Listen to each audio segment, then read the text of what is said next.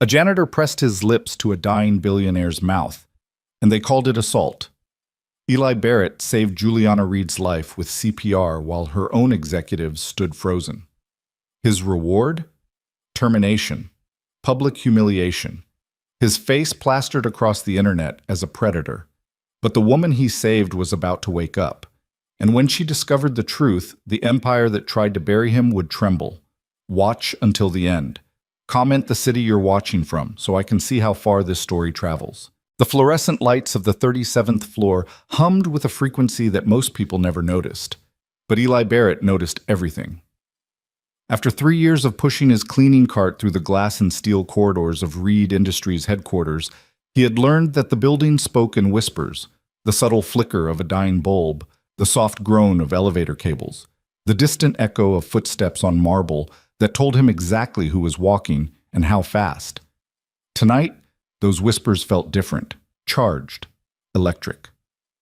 It was 9:47 p.m. on a Thursday in late November, and Philadelphia had already surrendered to the bitter cold that rolled off the Delaware River. Outside the floor-to-ceiling windows, the city sparkled like scattered diamonds against black velvet, a view that cost more per square foot than Eli made in a year. He didn't look at it anymore. Beauty like that wasn't meant for men like him. His cart squeaked as he navigated around the reception desk, the sound almost musical in the empty hallway. Most of the executive floor had cleared out hours ago, but light still blazed from the main conference room at the end of the corridor. Through the frosted glass, he could see silhouettes, a dozen, maybe more, and hear the muffled rise and fall of voices. Board meeting. Emergency session. He'd heard the whispers in the break room, something about a hostile takeover attempt, foreign investors circling like sharks, numbers that made his head spin, billions of dollars hanging in the balance while he worried about whether his daughter's school shoes would last another month. Eli checked his watch.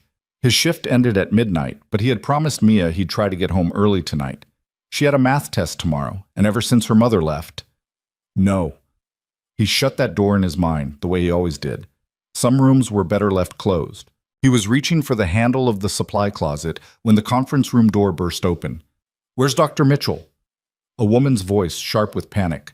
"Someone find Dr. Mitchell." Eli's cart forgotten, he turned toward the commotion.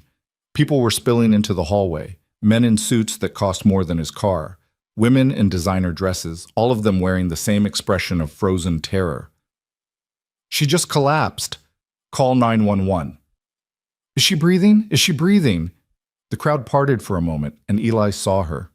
Juliana Reed lay crumpled on the conference room floor like a broken marionette, her silver hair fanned across the polished hardwood, her lips an unnatural shade of blue that made his blood run cold. He knew that color. He had seen it once before, on a construction site in Kensington when a coworker's heart had simply stopped. That man had died. Time seemed to fracture into strange, crystalline shards. Eli watched as executives in $1,000 shoes stood in a perfect circle around their fallen CEO, their hands covering their mouths, their eyes wide with horror, but their feet rooted to the spot as if the carpet had turned to quicksand. "Has anyone called an ambulance?" someone shouted. "I'm calling! I'm calling! Don't touch her! We shouldn't touch her! Where's security?" Eli's feet were moving before his brain caught up with them. Later, he wouldn't remember deciding to push through the crowd.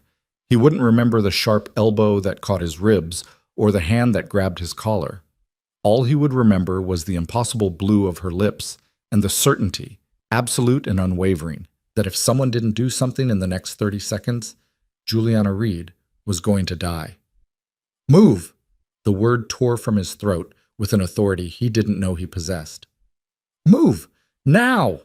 He dropped to his knees beside her, muscle memory taking over. The CPR certification he'd gotten at the community center 2 years ago, the one his supervisor had mocked as a waste of time, flooded back like a song he'd never forgotten. 30 compressions, 2 breaths, check for pulse, repeat. His hands found her sternum, fingers interlocking, arms locking straight.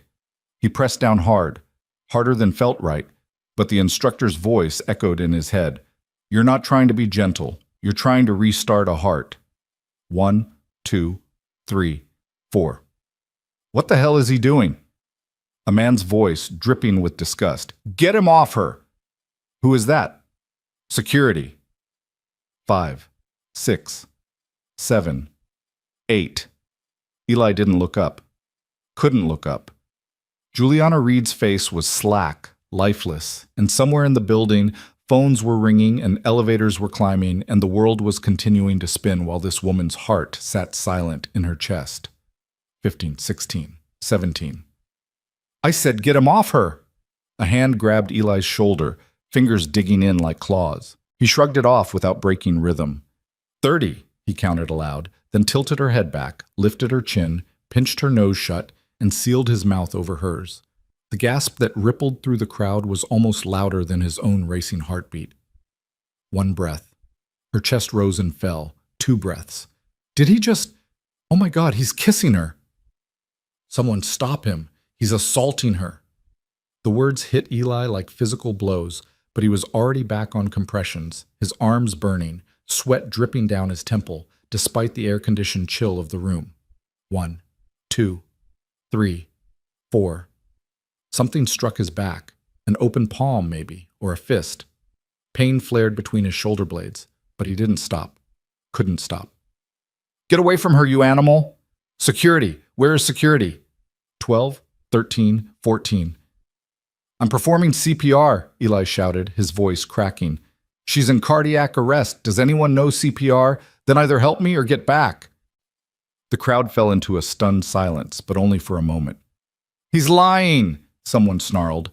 He's taking advantage of her. I saw what he did. That wasn't CPR. 23, 24, 25.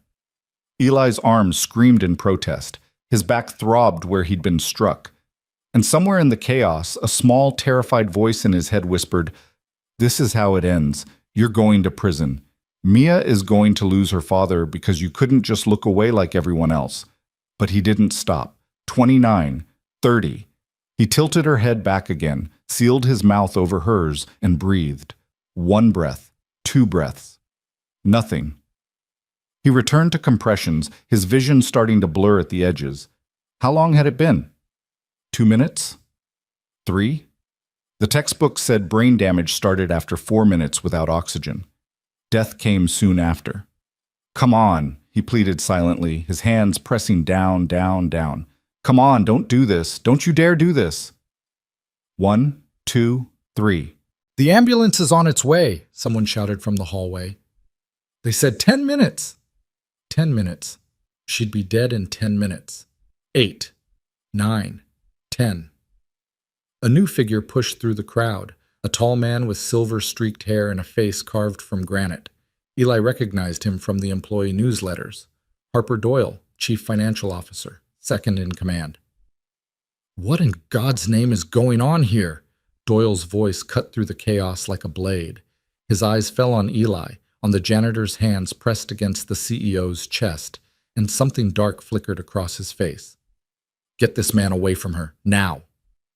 Sir, I'm performing CPR. I don't care what you think you're doing. Doyle's lip curled into a sneer.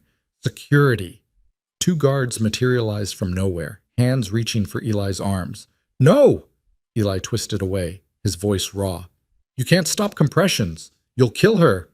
You're the one killing her, Doyle roared. You're a janitor. You're not qualified to. I'm certified. I know what I'm doing. Certified? Doyle laughed, a cold, mirthless sound. You push a mop for a living. Get him out of here. The guards grabbed Eli's shoulders, started to drag him back. His hands broke contact with Juliana's chest, and in that moment, the world seemed to hold its breath. No, no, no, no! And then Juliana Reed's body convulsed. Everyone froze. Her back arched off the floor, her mouth opening in a desperate, rattling gasp. Her eyes flew open, wild, unfocused, alive, and her hands clawed at the air as if she were drowning. Eli broke free from the guards and dropped beside her, his hands steadying her shoulders.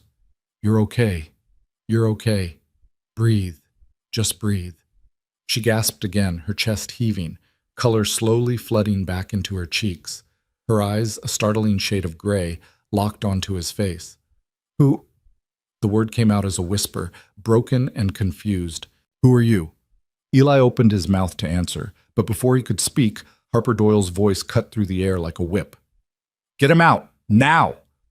The guards didn't hesitate this time. They grabbed Eli under the arms and hauled him to his feet, dragging him backward toward the door as Juliana watched, her eyes still dazed, still searching. "Wait," she mumbled, her voice barely audible. "Wait, he was helping."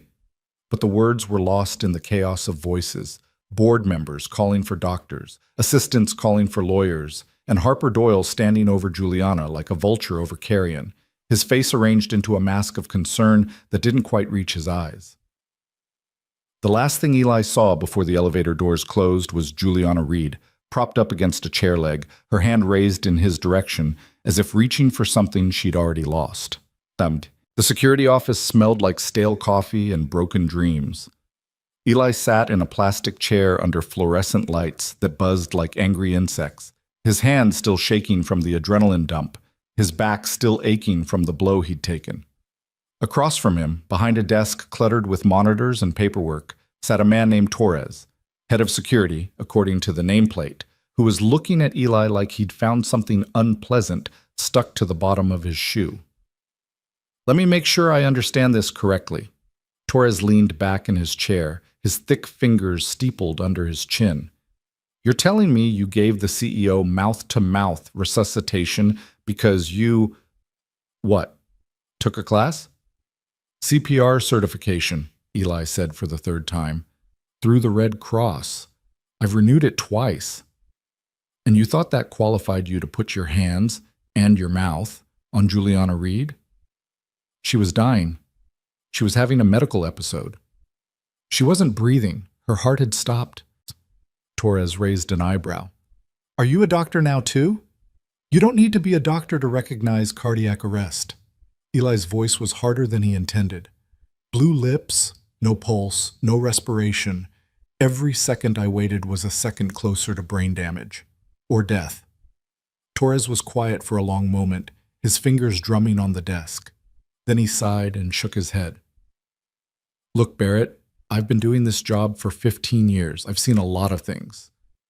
And I know that sometimes people act in the moment without thinking about consequences." He paused, leaning forward. "But you need to understand your position here. You're a night shift janitor. She's the CEO of a Fortune 500 company. The optics of what happened in that room. The optics?" Eli stared at him in disbelief. "I saved her life. That's not what people are going to see."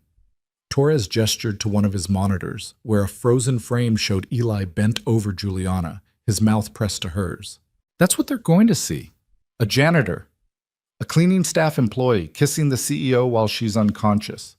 Eli felt his stomach drop. That's CPR. That's rescue breathing. Anyone who's ever taken a first aid course would recognize, would they?"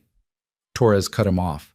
"Because when I look at this footage, what I see is a man who violated company policy by entering an executive meeting without authorization, who put his hands on a female executive without consent, and who, let's be honest here, took advantage of a vulnerable woman in a moment of crisis. She was dying. So you keep saying." The door behind Eli opened. He didn't need to turn around to know who had entered. The sudden drop in temperature told him everything. "Mr. Torres?" Harper Doyle's voice was silky, controlled, and utterly devoid of warmth. "I'll take it from here." Torres practically leaped out of his chair. "Of course, Mr. Doyle. I was just taking Mr. Barrett's statement. That won't be necessary." Doyle moved around the desk, his expensive shoes clicking against the floor with each step. He stopped directly in front of Eli, looking down at him the way one might examine a particularly disappointing piece of furniture. "Mr. Barrett, do you know who I am?" "Yes, sir." Eli met his gaze without flinching. "You're the CFO. I'm also the man who just watched you assault the woman who signs every paycheck in this building." Doyle's voice was quiet, almost pleasant, but his eyes were glacial. "Including yours." "I didn't assault anyone. I performed CPR. There's a difference." "Is there?" Doyle reached into his pocket and pulled out his phone.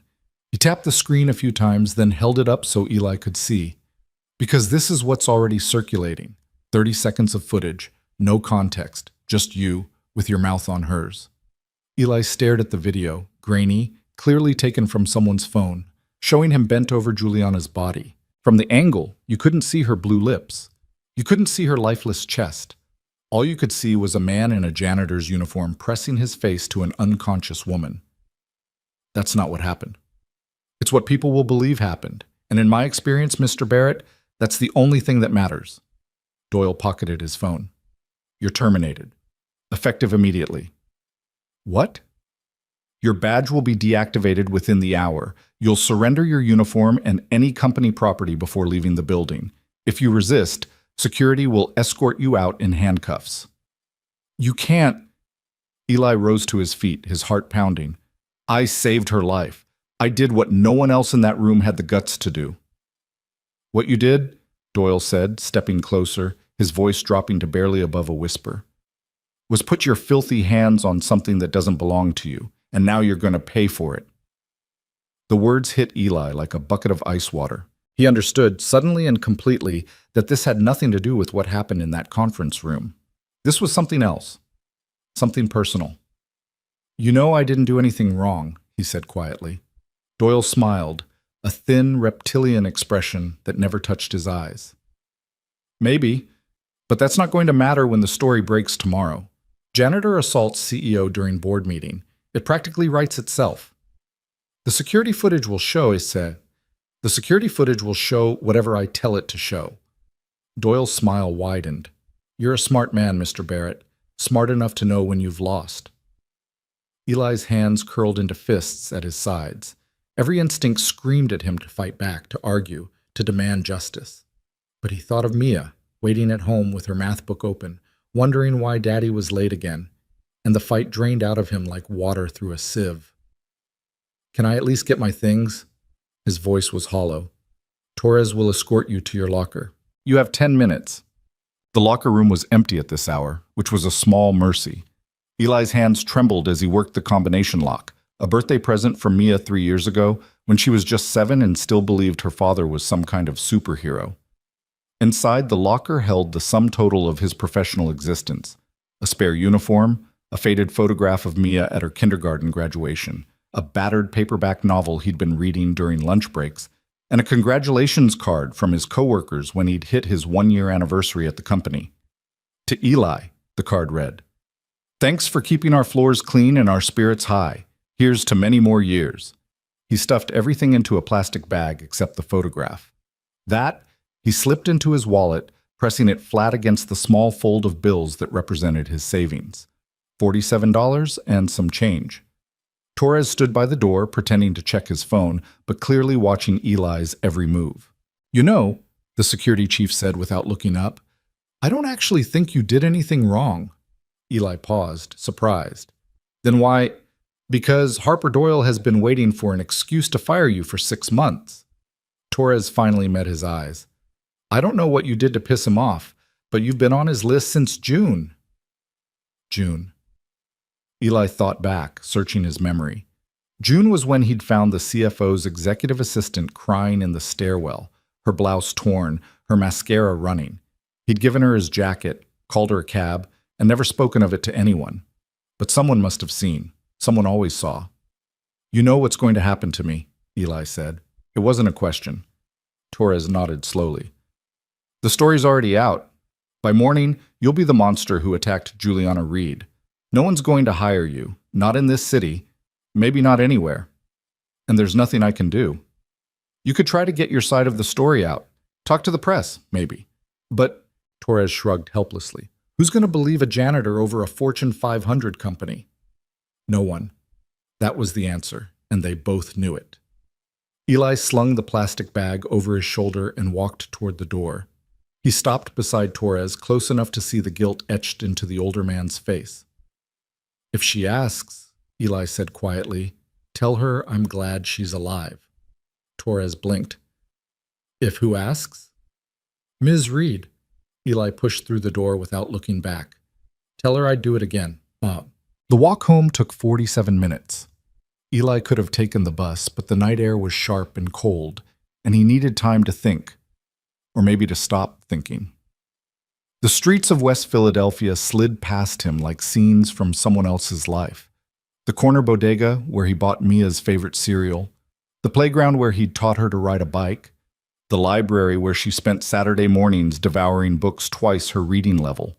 All of it suddenly felt fragile, temporary, like a sandcastle waiting for the tide. He pulled out his phone and stared at the screen. No missed calls from the school nurse, no texts from the neighbor who sometimes watched Mia when his shifts ran late. Just a single notification from a news app. Breaking. Security footage shows Reed Industries employee in shocking incident with CEO. He clicked the link before he could stop himself. The article was short on facts and long on insinuation. It included the same grainy still frame that Doyle had shown him, along with quotes from anonymous sources who described the alleged assault as deeply disturbing and completely out of character for the company's normally professional environment. His name wasn't mentioned yet. Small mercy. The comments section was worse. What kind of sicko does this? Hope they throw the book at him. CEO should press charges. This is assault, plain and simple. Imagine being so entitled that you think you can just kiss your boss without consent. Eli closed the app and shoved his phone back in his pocket. His hands were shaking again, but this time it wasn't adrenaline. It was something colder, heavier. He had saved a woman's life tonight. He had broken her ribs doing chest compressions. He could still feel the way they'd cracked under his palms, and breathed air into her lungs until her heart remembered how to beat. And for that act of desperate, instinctive compassion, he was going to lose everything. The apartment building loomed ahead of him, a 5-story brick structure that had seen better decades. The elevator had been broken for 3 months. The hallway lights flickered like strobes. The stairs smelled like mildew and regret. But it was home, the only one he could afford. He climbed to the 3rd floor, his legs heavy with exhaustion, and paused outside apartment 3C. Inside, he could hear the television, some animated movie Mia had probably watched 100 times, and the soft murmur of Mrs. Nguyen's voice. He took a deep breath, arranged his face into something that might pass for normal, and opened the door. "Daddy!" The impact nearly knocked him off his feet. Mia slammed into his legs with the force of a small hurricane, her arms wrapping around his waist, her face pressed against his stomach. At 10 years old, she was all elbows and knees and unbrushed hair, and she was the most beautiful thing Eli had ever seen. "Hey, baby girl." He bent down to scoop her up, ignoring the protest from his aching back. "You're supposed to be in bed." "Mrs. Nguyen said I could wait up." Mia pulled back to study his face, her dark eyes, her mother's eyes, narrowing with concern. "Daddy, you look tired." "Long night at work." "Did something happen?" The lie caught in his throat. He couldn't do it. Couldn't look into those trusting eyes and pretend that everything was fine when the world was crumbling around them. "Something happened," he admitted. "But we'll talk about it tomorrow, okay? Right now I need you to go to bed and get lots of sleep so you can ace that math test. But tomorrow." He kissed her forehead, breathing in the scent of her strawberry shampoo. "I promise." Mia studied him for a moment longer, her small face serious beyond her years. Then she nodded and slid out of his arms. "Okay, but you have to promise to tell me everything." "I promise." She disappeared into her bedroom, a converted closet barely big enough for her twin mattress and a small bookshelf, and Eli turned to face Mrs. Nguyen. The elderly Vietnamese woman was already gathering her things, but she paused at the door. "Mr. Barrett." Her voice was soft, careful. "I saw the news." Of course she had. The whole city had probably seen it by now. "It's not what they're saying," he said. "I was trying to help her." Mrs. Nguyen nodded slowly. "I know. I can see it in your face, but the world—" She sighed, shaking her head. "The world does not always see what is true, only what it wants to believe." "I know. You're a good man, Mr. Barrett. Whatever happens, remember that. You are a good man." She left without another word, closing the door gently behind her. Eli stood in the empty living room, if you could call a space barely bigger than a closet a living room, and felt the weight of the night settle onto his shoulders like a physical thing. He had saved a woman's life, and tomorrow the world would call him a monster. The next 3 weeks were a masterclass in destruction. The story broke fully by Friday morning. Janitor accused of assault on Billionaire CEO, screamed the headlines. Eli's name, his photograph, his address, all of it splashed across every local news outlet and half the national ones. The company released a statement. Reed Industries takes all allegations of inappropriate conduct seriously. The employee in question has been terminated, and we are cooperating fully with ongoing investigations. Investigations? As if he were a criminal. No one mentioned that Juliana Reed had been in cardiac arrest. No one mentioned that her heart had stopped for nearly 4 minutes. No one mentioned that she would have died. Right there on the conference room floor, surrounded by people worth more than Eli would earn in 10 lifetimes, if he hadn't shoved through the crowd and done what needed to be done. Those details didn't fit the narrative. Eli tried to find work, fast food, retail, construction, warehouses. Every application came back the same way. We've decided to go in a different direction. Or worse, we don't hire people with your kind of history. By the end of the second week, his savings were gone. By the third week, he'd pawned his watch, a gift from his father, the only thing of value he'd ever owned, for $63. It wasn't enough. The landlord came on a Tuesday, a heavy-set man with suspicious eyes who had never liked Eli in the first place. "Rent's due," he said. "You're 2 weeks behind." "I know, I just need a little more time. Time's up." The landlord shoved a piece of paper into Eli's hands. "You got until the end of the month. After that, I'm changing the locks." Eviction notice, 30 days. Eli stared at the paper, the words blurring in front of his eyes. Behind him, he could hear Mia doing homework at the kitchen table, her pencil scratching against paper, completely unaware that her entire world was about to collapse. He had to tell her. He'd promised to tell her everything, and he'd been putting it off for weeks, hiding the newspaper clippings, changing the channel when his face appeared on the news. But he couldn't hide an eviction notice. He couldn't hide being homeless. "Mia," his voice cracked. "We need to talk." She looked up, her eyes immediately widening at his expression. "Daddy, what's wrong?" "Come sit with me." They sat together on the threadbare couch, the same couch where she'd taken her first steps, where he'd read her bedtime stories, where they'd cuddled during thunderstorms, and Eli told her everything. The CPR, the firing, the false accusations, the articles and the comments, and the looks people gave him on the street. When he was done, Mia was quiet for a long time. "They're saying you hurt that lady?" "Yes." "But you didn't. You saved her." "I know, baby, but sometimes people don't see the truth. They see what they want to see." Mia processed this, her small face working through emotions too complex for a 10-year-old. Then she squared her shoulders and looked him dead in the eye. "So we make them see. Despite everything, despite the eviction notice in his hand and the empty cupboards and the future stretching out before them like a vast, terrifying void, Eli felt a surge of pride so powerful it nearly brought him to his knees. "How?" he asked. "I don't know yet." Mia's jaw set with determination. "But we'll figure it out, together." He pulled her into his arms and held on tight, breathing in the strawberry shampoo, memorizing the feeling of her small body pressed against his chest. "Together," he whispered. "Always together." Isham. The fever started 3 days later. At first, Eli ignored it. He had too much to do. More job applications, more phone calls, more desperate calculations trying to stretch their dwindling resources. But by the second day, he could barely stand. By the third, he couldn't get out of bed. "Daddy?" Mia's voice seemed to come from very far away. "Daddy, you're really hot." "I'm fine, sweetheart." The words scraped against his throat like sandpaper. "Just need to rest." "Should I call someone?" No, don't call anyone. Just let me sleep."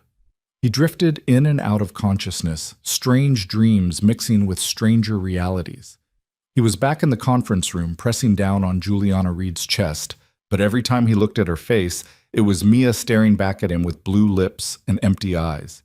He was running through endless corridors, searching for something he'd lost, while voices echoed off the walls. Monster. Animal. What kind of sicko does this? At some point, he became aware of cold. Bone-deep, penetrating cold that seemed to seep up from the floor and settle into his marrow. The heat had been shut off. When had the heat been shut off? Daddy. Mia's voice again, closer now. Daddy, please wake up. Please. He tried to open his eyes, tried to speak, but his body had become a foreign country, and he no longer knew the language. I'm calling Mrs. Nguyen. No. The word came out as barely a whisper. Don't let them see. But she was already gone, her footsteps pounding down the hallway, her voice raised in fear. And somewhere in the darkness of his fever-addled mind, Eli realized that this was how it ended. Not with a dramatic confrontation or vindication or even a trial, just a man, alone in a freezing apartment, dying of something as ordinary as the flu because he couldn't afford to see a doctor. He thought of Mia, of her determined face, of her promise that they would figure it out together. I'm sorry, he thought. I'm so sorry. The darkness swallowed him whole. 37 floors above the city, in a penthouse that cost more than most people would earn in a lifetime, Juliana Reed sat alone in the dark. The doctors had cleared her 3 days after the incident. A rare cardiac event, they said, stress-induced arrhythmia that had triggered a full arrest. She was lucky to be alive. A few more minutes without intervention, and she would have suffered permanent brain damage, or worse. But no one would tell her who had intervened. Every time she asked about the board meeting, about what happened, about who had saved her life, she was met with careful deflections and changed subjects. Harper assured her that everything was under control. The board members offered condolences and well wishes. Her personal assistant brought her files and reports as if nothing had happened. But something had happened. She knew it. She could feel it, like a splinter lodged beneath her skin, too deep to see but impossible to ignore. The voice, the hands, the desperation in someone's cry, "Come on, don't do this, don't you dare do this." She remembered fragments, hands pressing on her chest, air forcing its way into her lungs, a face hovering above hers, blurry, unfocused, but undeniably present. A man's voice, rough with fear, but steady with purpose. You're okay. You're okay. Breathe. Just breathe. Who was he? The question haunted her through sleepless nights and distracted days. She found herself staring at the photographs on her desk, the carefully curated images of herself at charity galas and business summits, always smiling, always perfect, and wondering what those pictures would show if she had died. A legacy of press releases and profit margins, board meetings and bottom lines. Nothing real. Nothing that mattered. Tonight, like every night since she'd come home from the hospital, she sat by the window and watched the city lights blur through the glass. Her phone buzzed with the message from Harper, another update about quarterly projections, another reminder about tomorrow's schedule. But she didn't reach for it. Instead, she spoke aloud, her voice barely more than a whisper in the empty room. "Who are you?" The city didn't answer, but somewhere far below, in a freezing apartment in West Philadelphia, a janitor was fighting for his life, just as he had once fought for hers. And Juliana Reed, whether she knew it or not, was about to learn the truth. The sound of pounding on the door pulled Eli from the darkness, like a hand reaching into deep water. He couldn't tell how long he'd been unconscious. Minutes, hours, days. Time had become a foreign concept, measured only in the waves of fever that crashed over him and the brief moments of clarity that surfaced between them. "Mr. Barrett, Mr. Barrett, open the door." Mrs. Nguyen's voice, and another voice, younger, more frantic, more familiar. "Daddy, Daddy, please!" "Mia!" The sound of his daughter's terror cut through the fog like a knife. Eli forced his eyes open, forced his body to move, forced himself to roll off the couch and crawl toward the door on hands and knees that felt like they belonged to someone else. The lock. He needed to reach the lock. His fingers fumbled with the deadbolt, clumsy and uncooperative, until finally the mechanism clicked and the door swung inward. Mia burst through first, her small hands grabbing his face, her eyes wide with a fear no child should ever have to feel. "Daddy, you're so hot. You're burning up." "I'm okay, baby." The lie scraped against his throat. "Just need to rest." "You've been resting for 2 days. Mrs. Nguyen's face appeared above him, creased with worry. "Mr. Barrett, you need a doctor." "Can't afford a doctor." "Then we call ambulance." "No." The word came out sharper than he intended. No ambulances, no hospitals. They'll ask questions. They'll take Mia. Mrs. Nguyen's expression shifted from worry to understanding, and then to something that looked almost like grief. Mr. Barrett, you will die. Then I'll die. Eli's eyes found Mia's face, and he tried to smile. But not tonight. Help me back to the couch. Between the two of them, the elderly woman and the 10-year-old girl, they managed to drag him back to the threadbare cushions. Mrs. Nguyen disappeared into the kitchen and returned with a wet cloth, pressing it against his forehead, while muttering something in Vietnamese that sounded like a prayer.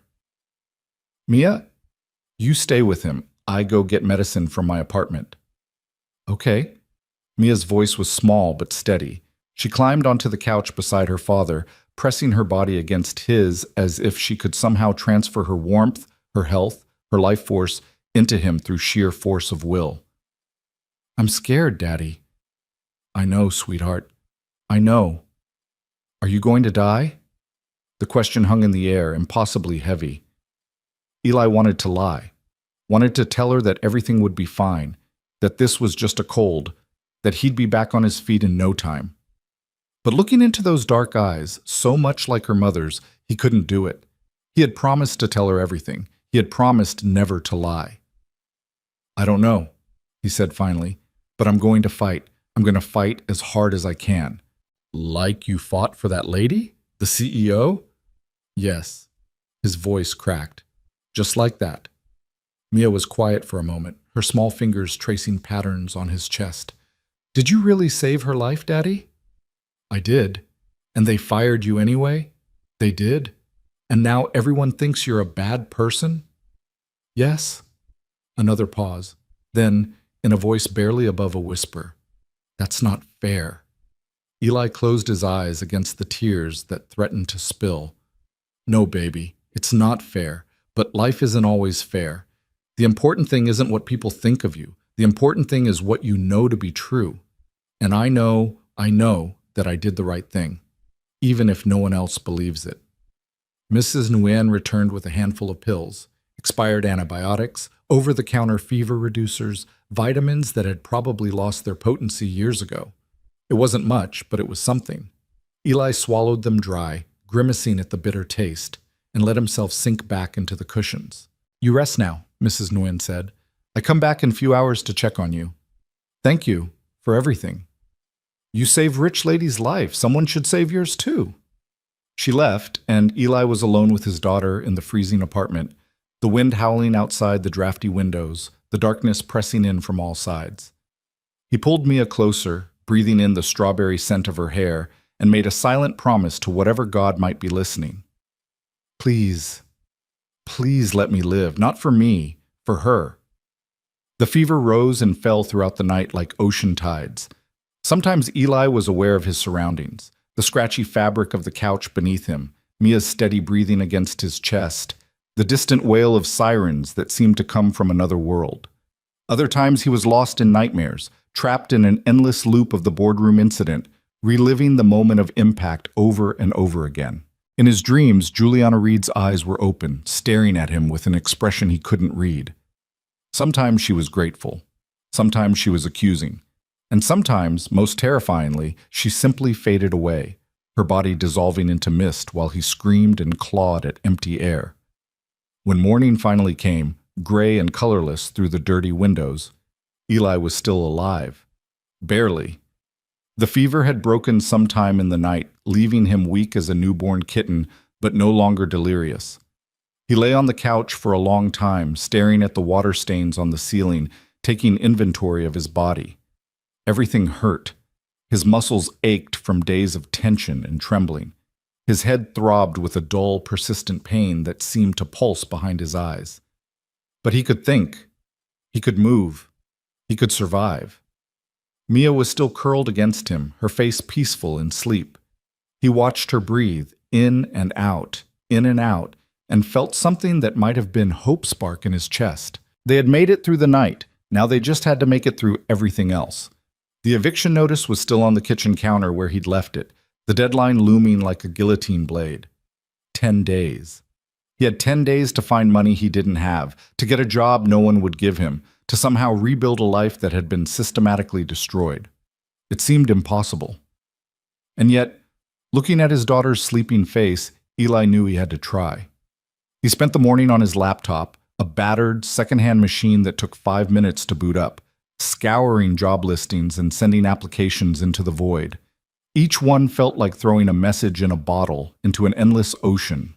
No response, no acknowledgement, just silence, stretching out before him like a desert.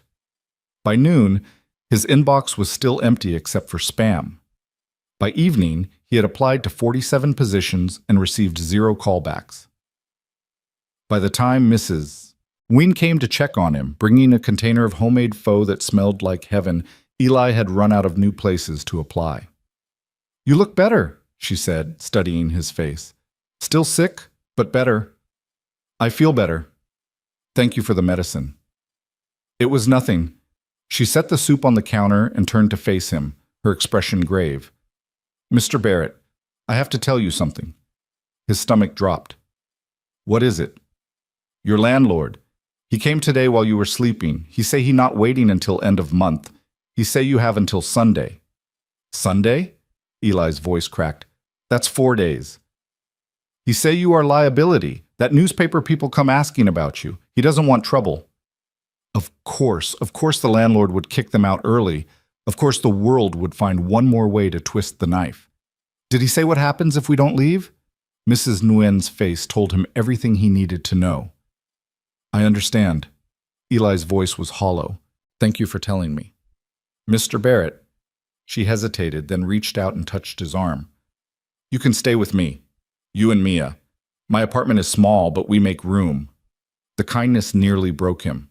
This woman, this elderly immigrant who had come to America with nothing and built a life through sheer determination, was offering to share what little she had with a man the world had labeled a monster. "I can't ask you to do that. You not asking. I am offering." "Mrs. Nguyen, you are a good man," she said firmly. "I know this. My daughter was nurse for 30 years. I know what CPR looks like. What you did in that video, that was not assault. That was trying to save life." Eli felt his throat constrict. "You believe me?" "Of course I believe you. Only question is, when will everyone else?"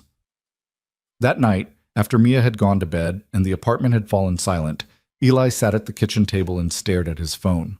The news alerts had slowed down over the past week, the story fading from front pages as newer scandals took its place. But the damage was done. His name would live forever in Google searches, a permanent digital scar that would follow him wherever he went. He scrolled through the articles one more time, masochistic compulsion driving him to read every word.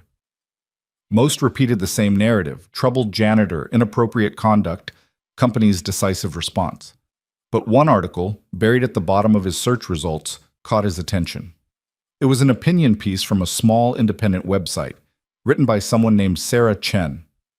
The headline read, "The janitor they're calling a monster might just be a hero." Eli's heart stopped.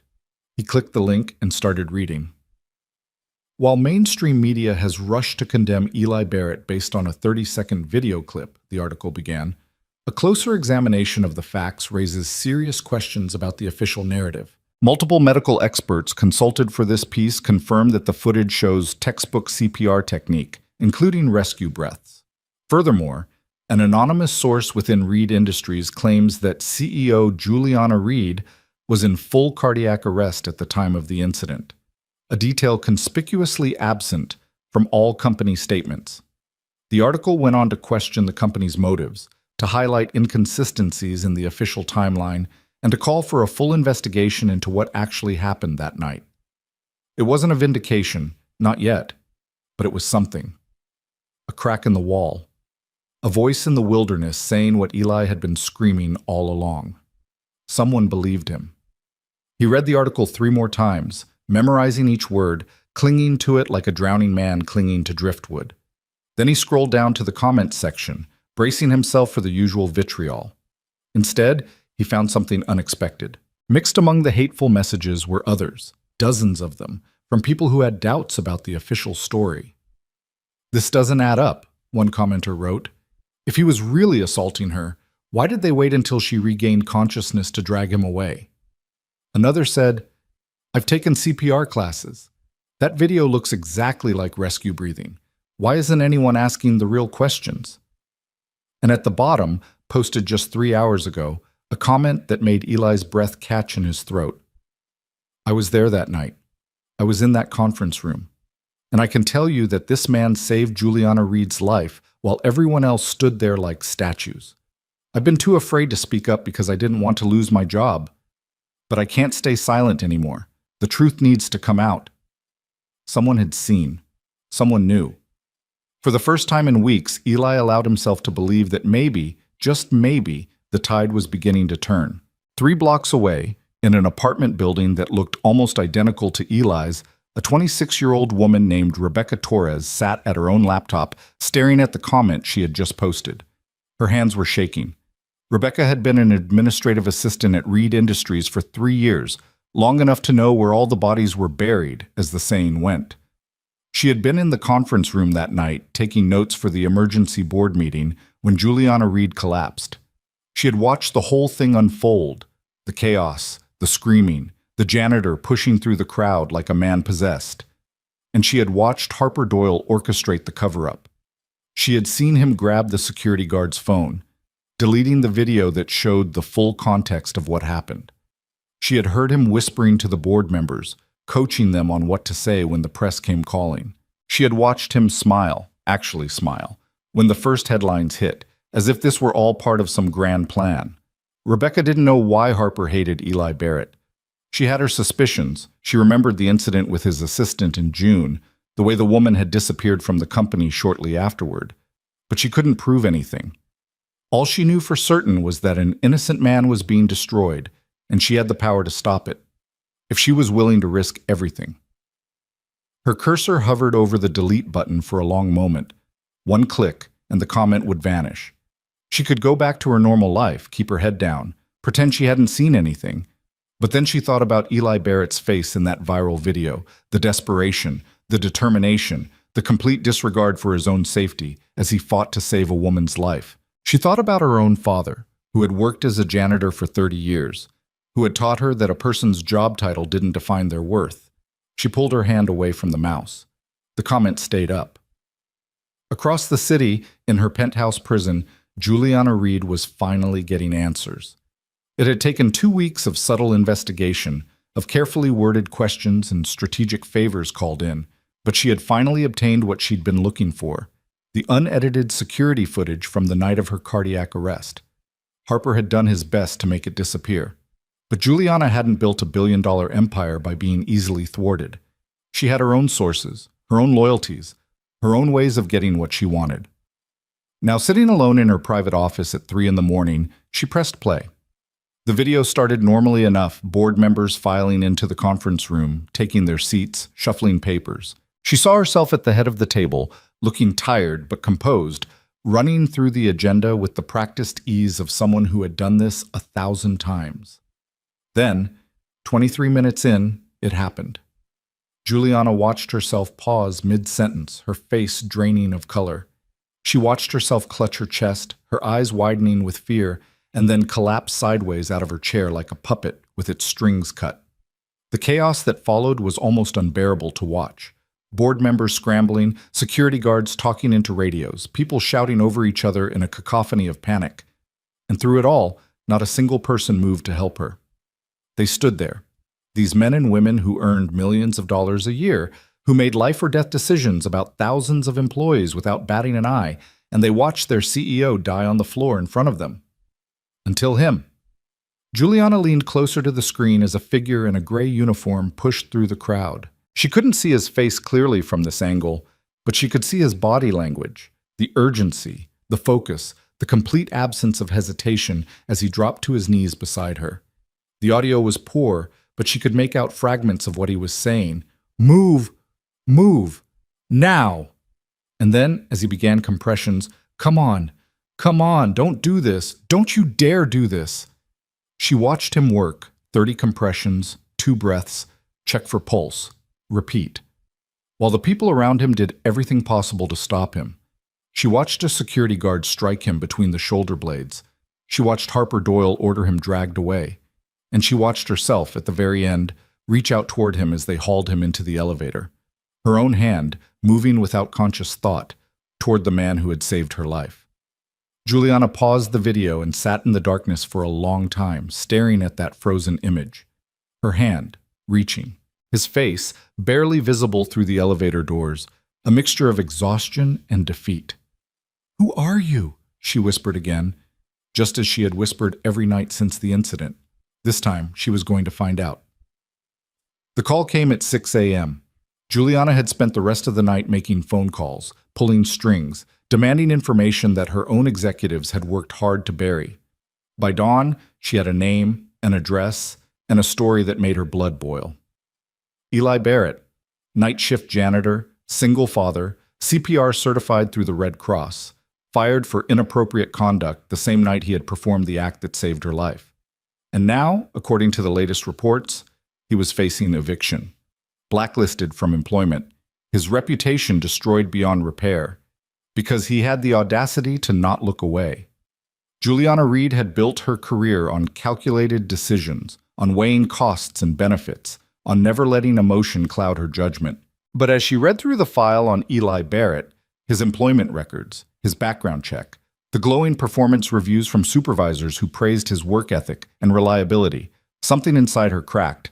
This man had nothing. No money, no connections, no power of any kind. And yet, when everyone else in that room had frozen, he had acted. He had risked everything, his job, his reputation, his freedom, for a woman he had never met. When was the last time anyone had done something like that for her? When was the last time she had done something like that for anyone? The questions burned in her chest as she reached for her phone. "Margaret?" Her assistant answered on the second ring, despite the early hour. "I need a car." "Of course, Ms. Reed. Where would you like to go?" Juliana looked down at the address scrawled on the notepad in front of her. West Philadelphia, a neighborhood she had never visited, in a part of the city she had spent her entire life pretending didn't exist. "I'm going to right a wrong," she said, "and I need to do it now." The Blacktown car rolled through streets that seemed to belong to a different planet. Juliana stared out the tinted windows at boarded-up storefronts and crumbling sidewalks, at men huddled around barrel fires and women pushing shopping carts filled with everything they owned. This was Philadelphia, too, the same city where she lived in a penthouse that cost more than these people would see in a lifetime. But it might as well have been another country. How had she never seen this before? The car stopped in front of a 5-story brick building that looked like it had been tired since the day it was built. Graffiti covered the lower walls. Trash piled in the entryway. A broken window on the 3rd floor was covered with cardboard and duct tape. "Are you sure about this, Ms. Reed?" Her driver's voice was carefully neutral, but she could hear the concern underneath. "Wait here," she said, and stepped out of the car before she could change her mind. The lobby smelled like mildew and something else she couldn't identify. The elevator had an out-of-order sign that looked like it had been there for years. Juliana climbed the stairs, her designer heels clicking against concrete that hadn't been swept in months, until she reached the 3rd floor. Apartment 3C. She knocked. For a long moment, nothing happened. Then she heard footsteps, slow, shuffling, unsteady, and the door cracked open. The man who looked out at her was barely recognizable from the figure in the security footage. His face was gaunt, his skin pale, his eyes sunken with exhaustion and illness. He looked like someone who had been fighting a battle he knew he couldn't win. But when those eyes met hers, something sparked in their depths. Recognition, confusion, and something else. Something that looked almost like fear. "Ms. Reed?" His voice was hoarse, barely above a whisper. "What are you... How did you..." I watched the footage. The words came out harder than she intended, sharp with weeks of suppressed emotion. The real footage. "I saw what you did. I saw what they did to you." Eli Barrett stared at her for a long moment, his expression unreadable. Then, without warning, his legs buckled. Juliana caught him before he hit the ground, her arms wrapping around his too thin frame, lowering him gently to the floor. His skin was burning hot, fever, she realized, the kind of fever that could kill if left untreated. "Daddy!" A small figure appeared in the doorway behind them. A girl. maybe 10 years old, with dark eyes wide with terror. She looked at Juliana with a mixture of suspicion and hope, as if unsure whether this stranger was salvation or another form of disaster. "Is your father sick?" Juliana asked, keeping her voice calm. "He's been sick for days. He won't go to the hospital because he says they'll take me away." "They're not going to take you anywhere." Juliana pulled out her phone and dialed a number from memory. "I need an ambulance at this address immediately. This is Juliana Reed." "Yes, that Juliana Reed. Send your best team. Now." Eli's hand grabbed her wrist with surprising strength. "Please," he rasped. "Mia, don't let them separate us." Juliana looked down at him. This man who had saved her life, who was now delirious with fever, whose only concern was for his daughter. "I won't," she said. "I promise you. I won't let anyone hurt your family. Not anymore."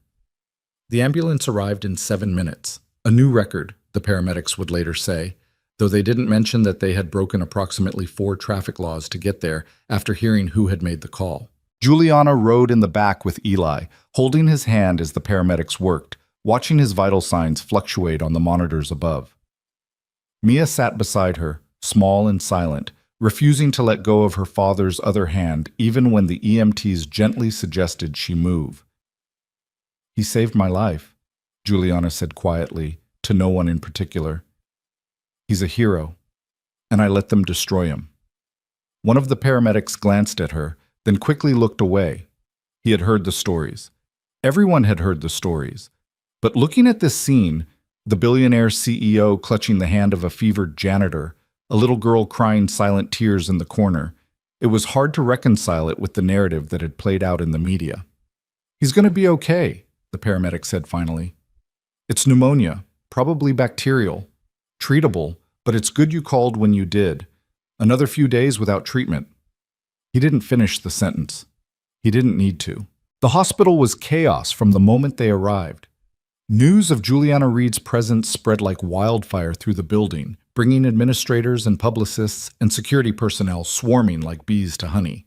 She ignored them all, following the gurney that carried Eli Barrett into the emergency room, refusing to leave his side even when an officious-looking man in a suit tried to steer her toward a private waiting area. "Ms. Reed, please, the media attention." "I don't care about the media." Her voice cracked like a whip. "This man saved my life. I'm not leaving him." The administrator opened his mouth to argue, took one look at her expression, and wisely retreated.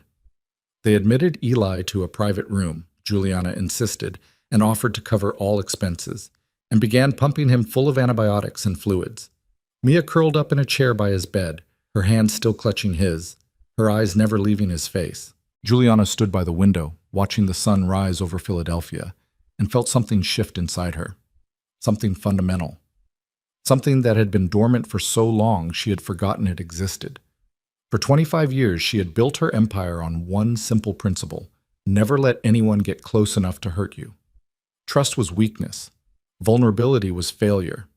The only things you could depend on were contracts and quarterly earnings reports. But Eli Barrett hadn't thought about contracts when he pushed through that crowd. He hadn't calculated the risk-benefit ratio before dropping to his knees beside her dying body. He had simply acted because it was the right thing to do. When was the last time she had done something simply because it was right? The question haunted her as the hours passed, as doctors came and went, as Eli's fever slowly broke and his breathing steadied. It haunted her as she made phone calls to her lawyers, her publicists, her board of directors. It haunted her as she drafted statements and reviewed security footage and built a case that would exonerate Eli Barrett once and for all. By noon, she was ready. By evening, the world would know the truth.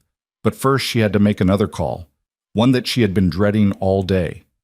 She stepped into the hallway, found a quiet corner, and dialed Harper Doyle's private number. He answered on the 3rd ring. "Juliana, I've been trying to reach you all morning. Where are you?"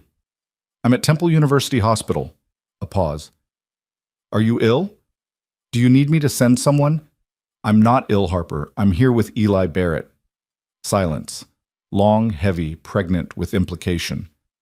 "I see." When Harper spoke again, his voice was carefully neutral. "And why, exactly, are you with the man who assaulted you?" "He didn't assault me." He saved my life. And you know it. Juliana, I understand you're grateful for what you perceive as... I've seen the footage, Harper. She cut him off, her voice cold as ice. The real footage. All of it, including the parts you tried to delete. Another silence, longer this time. When Harper finally spoke, all pretense of warmth had vanished from his voice. You're making a mistake. The only mistake I made was trusting you to handle this situation. That ends now. Think very carefully about what you're doing, Juliana. This man is a liability, a public relations nightmare. If you try to rehabilitate his reputation, it will drag the company. The company will survive. It always does. Juliana's grip tightened on the phone. But I'm not sure you will. Not after I tell the board what really happened that night. You wouldn't. Watch me. She hung up before he could respond, her heart pounding in her chest. She had just declared war on the second most powerful person in her company, a man who had spent years building alliances and accumulating leverage, who knew where all the bodies were buried because he had buried most of them himself. It was the most reckless thing she had ever done, and it felt absolutely right. When she returned to Eli's room, he was awake. His eyes were clearer now, the fever brightness faded to something more like normal exhaustion. He was propped up against pillows, one hand still holding Mia's, the other clutching a cup of water that a nurse had brought earlier. Miss Reed. His voice was still hoarse, but stronger than before. I don't understand. Why are you here? Juliana pulled a chair over to his bedside and sat down, meeting his eyes directly. Because I owe you everything, and because I've done you a terrible wrong. You didn't do anything. It was Doyle, it was the board, it was my company. The words came out harder than she intended. My company, my employees, my responsibility. I should have asked questions. I should have demanded answers. Instead, I let them tell me what happened, and I believed them because it was easier than searching for the truth. Eli was quiet for a long moment, his expression unreadable. Then, slowly, he nodded. I understand. Do you? Because I'm not sure I do. Juliana leaned forward, her voice dropping. You had nothing to gain by saving me. Nothing. You weren't trying to get a promotion or a bonus or a favor. You just acted because it was the right thing to do. It's what anyone would have done. No. She shook her head firmly. It's not. I was in that room for 4 minutes before you arrived. 4 minutes. Surrounded by people who have known me for years, who call themselves my colleagues and friends. Not one of them lifted a finger to help me. Not one. Eli's jaw tightened. They were scared. They were cowards, there's a difference. Juliana reached out and took his free hand, surprising herself with the gesture. You're not a coward, Eli Barrett. You're the bravest person I've ever met, and I'm going to make sure the whole world knows it. Before he could respond, the door to the room burst open. A woman stood in the doorway, young, professional, her face flushed with a mixture of fear and determination. Juliana recognized her after a moment, Rebecca Torres, an administrative assistant who had been with the company for 3 years. Ms. Reed, Rebecca's voice trembled slightly. I'm sorry to interrupt, but there's something you need to see. She held out her phone, the screen displaying a social media post that had gone viral in the past hour. It was the same opinion article that Eli had found the night before, but now it had been shared thousands of times, accompanied by a hashtag that was currently trending nationally. #Justice for Eli Barrett. It's everywhere, Rebecca said. People are demanding answers. They're calling for an investigation, and she hesitated, glancing at Eli. I posted a comment last night, anonymous, about what really happened. It's gotten a lot of attention. Juliana looked at the young woman, at the fear in her eyes warring with something stronger, conviction maybe, or simple human decency. You were there, Juliana said softly. In the conference room. Rebecca nodded. I saw everything. I saw Mr. Barrett save your life. I saw Mr. Doyle. I saw what he did afterward. She swallowed hard. I've been afraid to speak up, afraid of losing my job. But I can't stay silent anymore. Not when an innocent man is being destroyed. Juliana stood up, walked over to Rebecca, and did something that surprised them both. She hugged her.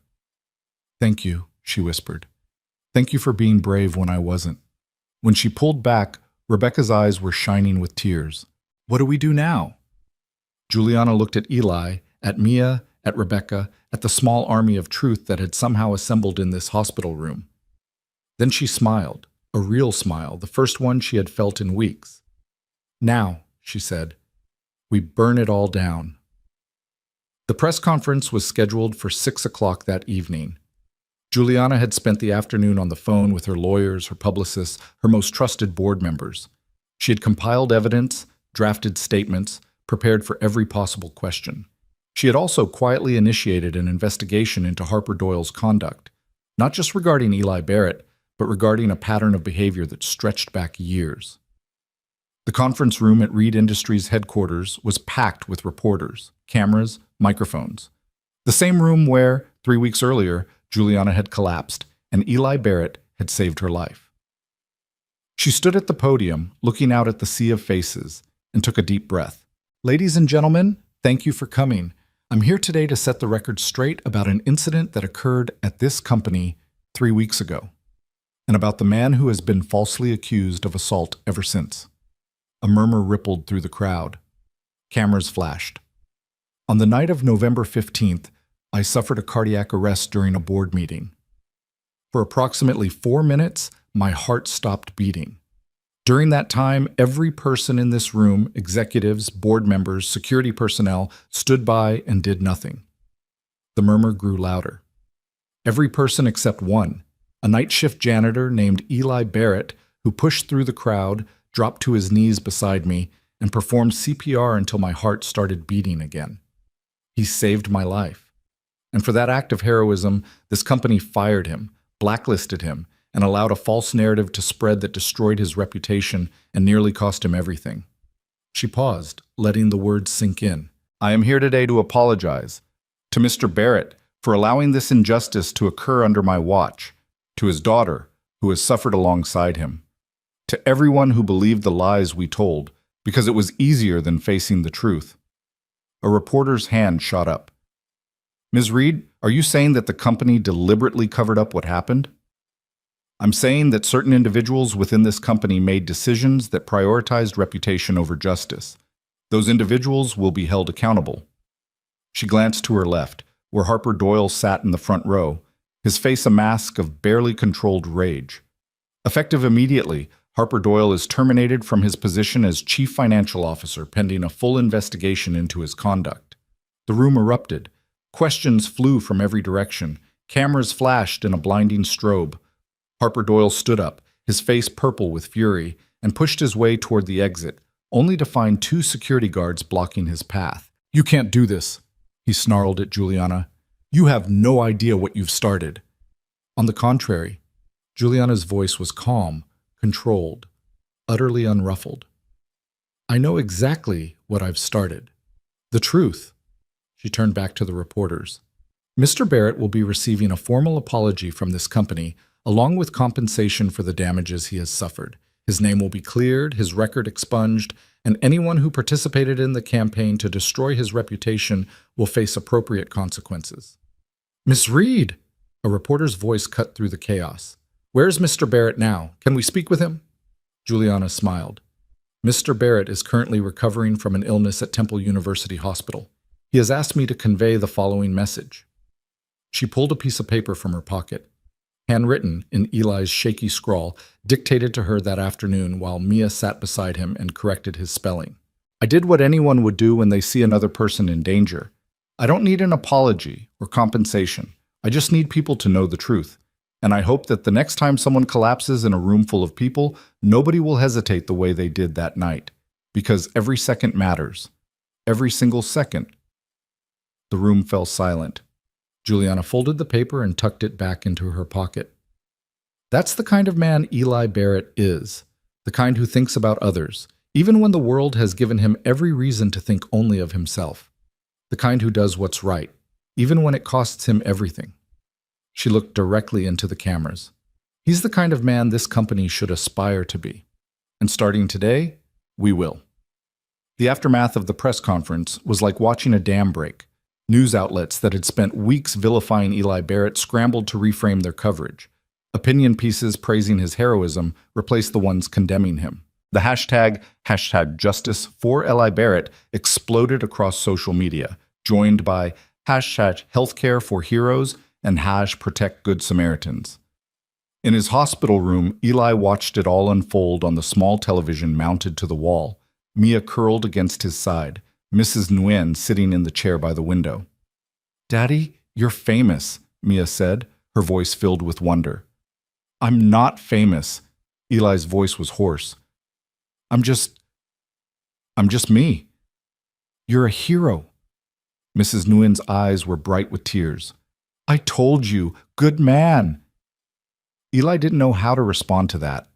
For 3 weeks, he had been a monster, a predator, a cautionary tale about what happens when someone from the wrong side of the tracks dares to touch someone important. And now, in the span of a single afternoon, he had become something else entirely. He wasn't sure which version of himself was harder to believe. His phone buzzed with a text from an unknown number. "Mr. Barrett, this is Juliana Reed. I'd like to meet with you tomorrow if you're feeling well enough. We have much to discuss. Jr." Eli stared at the message for a long moment. Then, slowly, he typed a response. "Tomorrow works. Thank you for everything." Her reply came almost instantly. "Don't thank me yet. I'm just getting started." He put down the phone and looked at his daughter, at the hope shining in her eyes for the first time in weeks.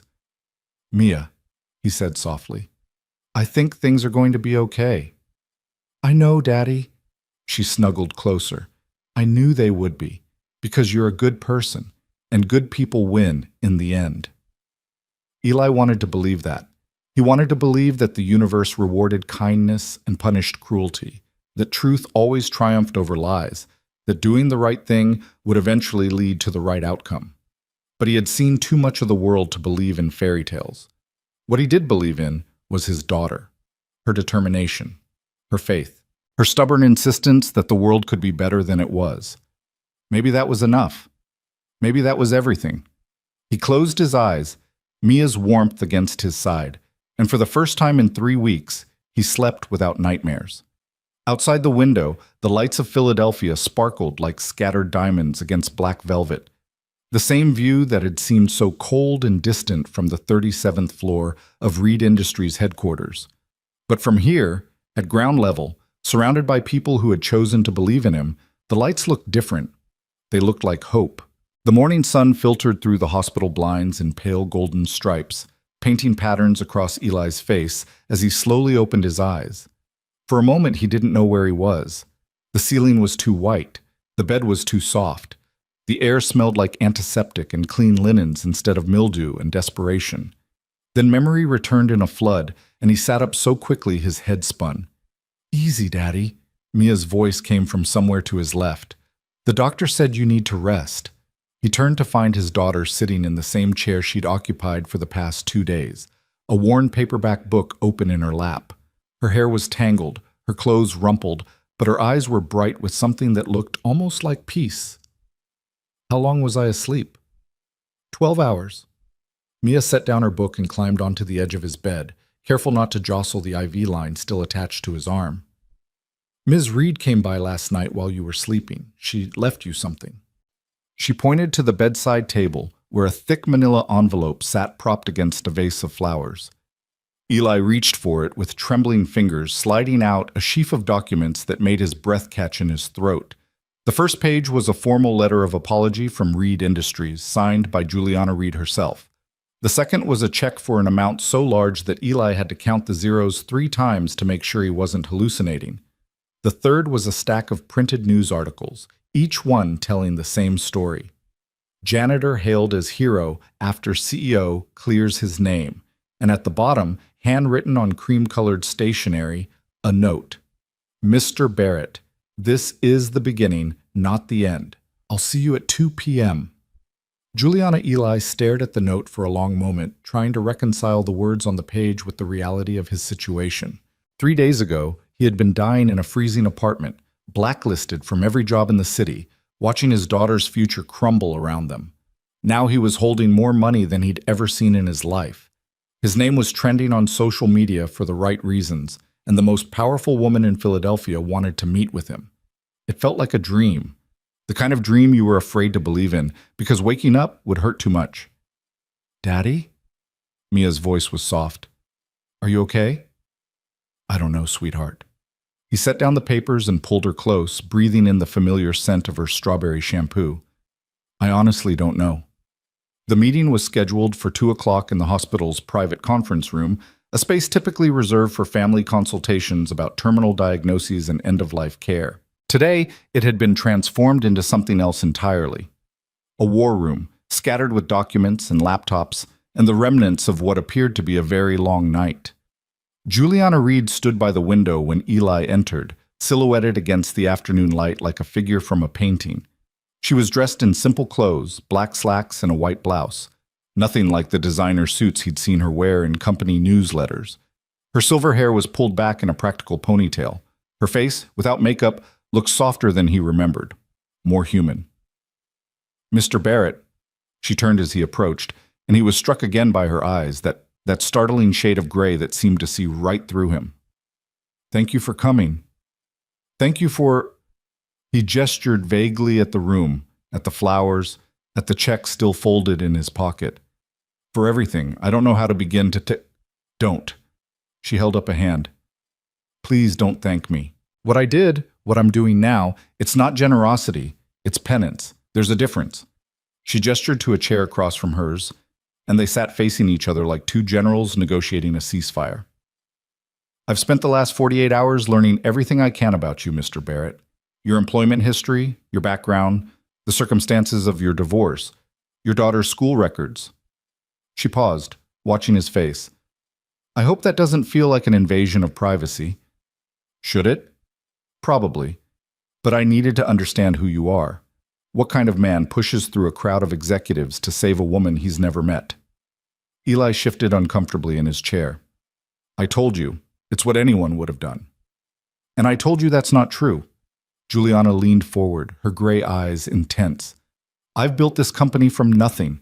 I've hired thousands of people, evaluated hundreds of leaders, made countless decisions about who to trust and who to fire. In all that time, I've met exactly 3 people who would have done what you did that night. 3? You're number 3. A ghost of a smile crossed her face. The first was my father, who died when I was 22. The second was a woman named Helen, who taught me everything I know about business and passed away last year. I'm sorry. Don't be. They lived well. They died knowing they had made a difference. She paused, studying him. The point is, Mr. Barrett, that men like you are rare. Rare enough that when I find one, I don't want to let him go. Eli felt a knot forming in his stomach. What do you mean? Juliana stood and walked to the window, her back to him. Reed Industries employs over 12,000 people. Janitors, secretaries, warehouse workers, accountants, executives. Most of them come to work every day, do their jobs, and go home. They don't think about the company beyond their paycheck. They don't care about anyone except themselves. She turned to face him. But some of them, the ones at the bottom especially, struggle. They work 2 jobs and still can't make rent. They get sick and can't afford doctors. They have children who go to underfunded schools and face a future that looks exactly like their present. And until 3 weeks ago, I never thought about them at all. That's not unusual, Eli said quietly. People at the top rarely think about people at the bottom. No, but it should be unusual. It should be unacceptable. Juliana's voice hardened. When I watched that security footage, when I saw my own executives stand there and watch me die, I realized something. This company that I built, this empire I've spent my entire life creating, it's hollow. It's a machine that generates profit, but it doesn't care about people. It doesn't value human life. She walked back to her chair and sat down, leaning forward with her elbows on her knees. I want to change that, and I want you to help me. Eli blinked. I'm sorry? I want to create a new position at Reed Industries, Director of Employee Welfare, someone whose job is to look after the people who get overlooked, the janitors, the warehouse workers, the single parents working double shifts, someone who can identify problems before they become crises, who can advocate for people who don't have a voice. And you want me to... What? Consult on it? No. Juliana's eyes met his. I want you to do it. The silence that followed was so complete that Eli could hear his own heartbeat pounding in his ears. He opened his mouth, closed it, opened it again. "Ms. Reed, I'm a janitor. I push a mop for a living. I don't have a college degree. I don't know anything about corporate policy or employee benefits or—" "You know how to see people." Juliana cut him off. "You know what it's like to struggle. You know what it feels like to be invisible, to be dismissed, to be treated like you don't matter. That's more valuable than any MBA. But I'm not qualified. Then we'll get you qualified. Training, education, whatever you need. The point isn't what you know right now. The point is who you are." She leaned back in her chair. "I've spent 30 years surrounded by people who have all the right credentials and none of the right instincts. I'd rather have someone with the right instincts and work on the credentials." Eli stared at her, his mind racing. This was insane. This was completely, utterly insane. 3 days ago, he had been facing eviction. Now the CEO of a Fortune 500 company was offering him a job that didn't even exist yet, asking him to help reshape the culture of an organization with a larger population than many small towns. "Why me?" The question came out barely above a whisper. "There must be hundreds of people more qualified, more experienced." "Probably, but none of them saved my life." Juliana's voice softened. "When my heart stopped, Eli, I was dead. For 4 minutes, I was gone. And in those 4 minutes, while everyone else stood there frozen, you fought for me. You broke my ribs doing compressions. Did you know that? 3 of them. Cracked clean through." Eli winced. "I'm sorry." "Don't be. Those broken ribs are the reason I'm still breathing." She reached across the table and took his hand, her grip surprisingly strong. "You gave me a second chance at life. Now I want to give you a second chance too. Not because I owe you, but because you deserve it. Because the world needs more people like you, not fewer." Eli looked down at their joined hands, at the contrast between her manicured fingers and his calloused palms. 2 people from different worlds, connected by a moment of crisis that had changed everything. "Can I think about it?" he asked finally. "Of course. Take all the time you need." Juliana released his hand and stood. "But there's something else we need to discuss first." "What's that?" "Harper Doyle." The name hit Eli like a splash of cold water. "What about him?" Juliana's expression hardened. "He's not going to let this go. The press conference humiliated him. His career is destroyed, and men like Harper don't accept defeat gracefully." "What are you saying?" "I'm saying that you need to be careful, you and Mia both." She walked to the conference table and picked up a folder, handing it to him. "This is everything we found on Harper so far. His connections, his methods, his history. Some of it is disturbing." Eli opened the folder and began reading. The first few pages were personnel files, performance reviews, the kind of corporate documentation he'd seen before. But then the content shifted, becoming darker. Complaints from female employees settled out of court, suspicious departures of people who had crossed him, a pattern of behavior that stretched back years, carefully hidden behind a veneer of professionalism. And then, near the back, a name that made his blood run cold. Sarah Chen, the administrative assistant from June, the woman he'd found crying in the stairwell with her blouse torn. He did this to her? Eli's voice was barely audible. "We don't know for certain. She refused to press charges, and the company paid her a settlement to keep quiet." Juliana's jaw tightened. "But based on the pattern, based on what we've uncovered, yes, I believe he did." Eli closed the folder, his hands trembling with a rage he could barely contain. "And he's been doing this for years? Getting away with it?" Harper is very good at protecting himself. He cultivates allies, gathers information, makes himself indispensable. Until now, no one has been willing to stand against him. She paused. "That's another reason I want you on my team, Eli, because you're not afraid to do what's right, even when it costs you everything." "But I lost," Eli said bitterly. "He destroyed me. If you hadn't come to find me, you would have found another way." Juliana's voice was certain. "Men like you don't stay down. They get knocked down, yes, but they get back up every single time." Eli wanted to believe her, wanted to believe that he was the kind of person she seemed to think he was. But the past 3 weeks had taken something from him, something he wasn't sure he could get back. "What happens now?" he asked. With Harper, I mean. The board is meeting tomorrow to discuss the investigation. Based on what we've found, he'll face criminal charges for harassment, obstruction of justice, and possibly fraud. She paused. But he has powerful friends, Eli. People who owe him favors. This isn't over yet. So what do? We be careful. We be smart. And we don't let him win. Juliana walked to the door, then turned back. One more thing. Yes? Your neighbor, Mrs. Nguyen. A slight smile crossed her face. I understand she has some health issues that have gone untreated for years. Eli's throat tightened. She won't need to afford anything. I've arranged for her to see a specialist at Jefferson Hospital. Full coverage, no questions asked. Juliana opened the door. Consider it a down payment on the new direction this company is taking. She was gone before Eli could respond, leaving him alone in the conference room with a folder full of darkness and a heart full of something that felt almost like hope. That evening, Eli was discharged from the hospital with a clean bill of health, a bag full of medication, and a future that looked completely different from the one he had imagined 3 days before. A car was waiting for them outside, black and sleek and clearly expensive. The driver, a serious-looking man in a dark suit, held the door open as Eli and Mia approached. Mr. Barrett, Ms. Reed arranged for me to take you to your new accommodations. New accommodations? Eli exchanged a confused glance with Mia. We're going home. I'm afraid that's not possible, sir. Your previous residence there's been some damage. Damage? What kind of damage? The driver's expression remained carefully neutral. I think it would be better if you spoke with Ms. Reed about that directly.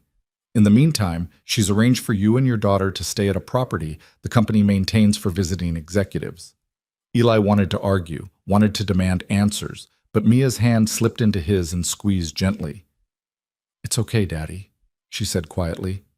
Let's just go. He looked down at his daughter, at the trust in her eyes, and felt his resistance crumble. She had been through so much already. The least he could do was give her a few nights in a place that didn't smell like mildew and broken dreams. Okay, he said. Take us there. What? The property turned out to be a 3-bedroom apartment in a luxury high-rise in Center City, the kind of building Eli had only ever seen from the outside while pushing his cleaning cart through the streets. The lobby was all marble and glass, staffed by doormen in crisp uniforms who greeted them with practiced smiles. The elevator was silent and smooth, whisking them up to the 15th floor in seconds.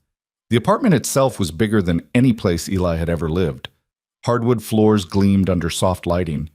Floor-to-ceiling windows offered a panoramic view of the Philadelphia skyline.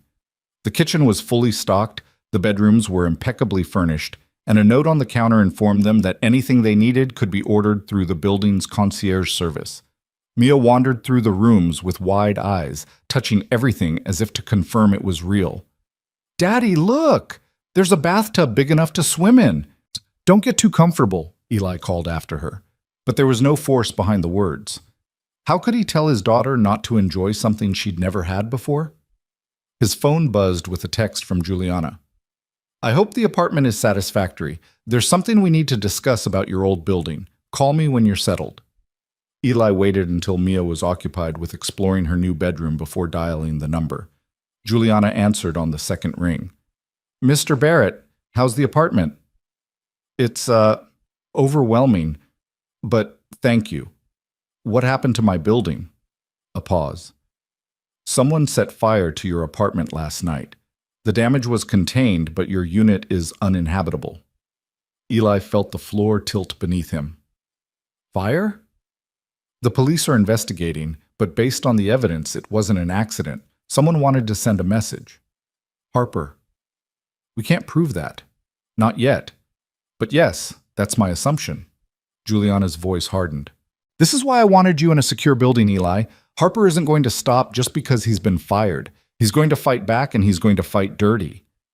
But if the police are investigating the police will do what they can. But Harper has connections everywhere. He'll have an alibi, witnesses who'll swear he was somewhere else. The only way to truly stop him is to remove his power completely. How do we do that? By building something he can't tear down. by showing the world that this company is bigger than any one person, that it stands for something real. She paused. That's why I need you, Eli. You represent everything Harper isn't, everything this company should be. Eli walked to the window and looked out at the city, at the glittering lights that stretched to the horizon. Somewhere out there, Harper Doyle was plotting his next move.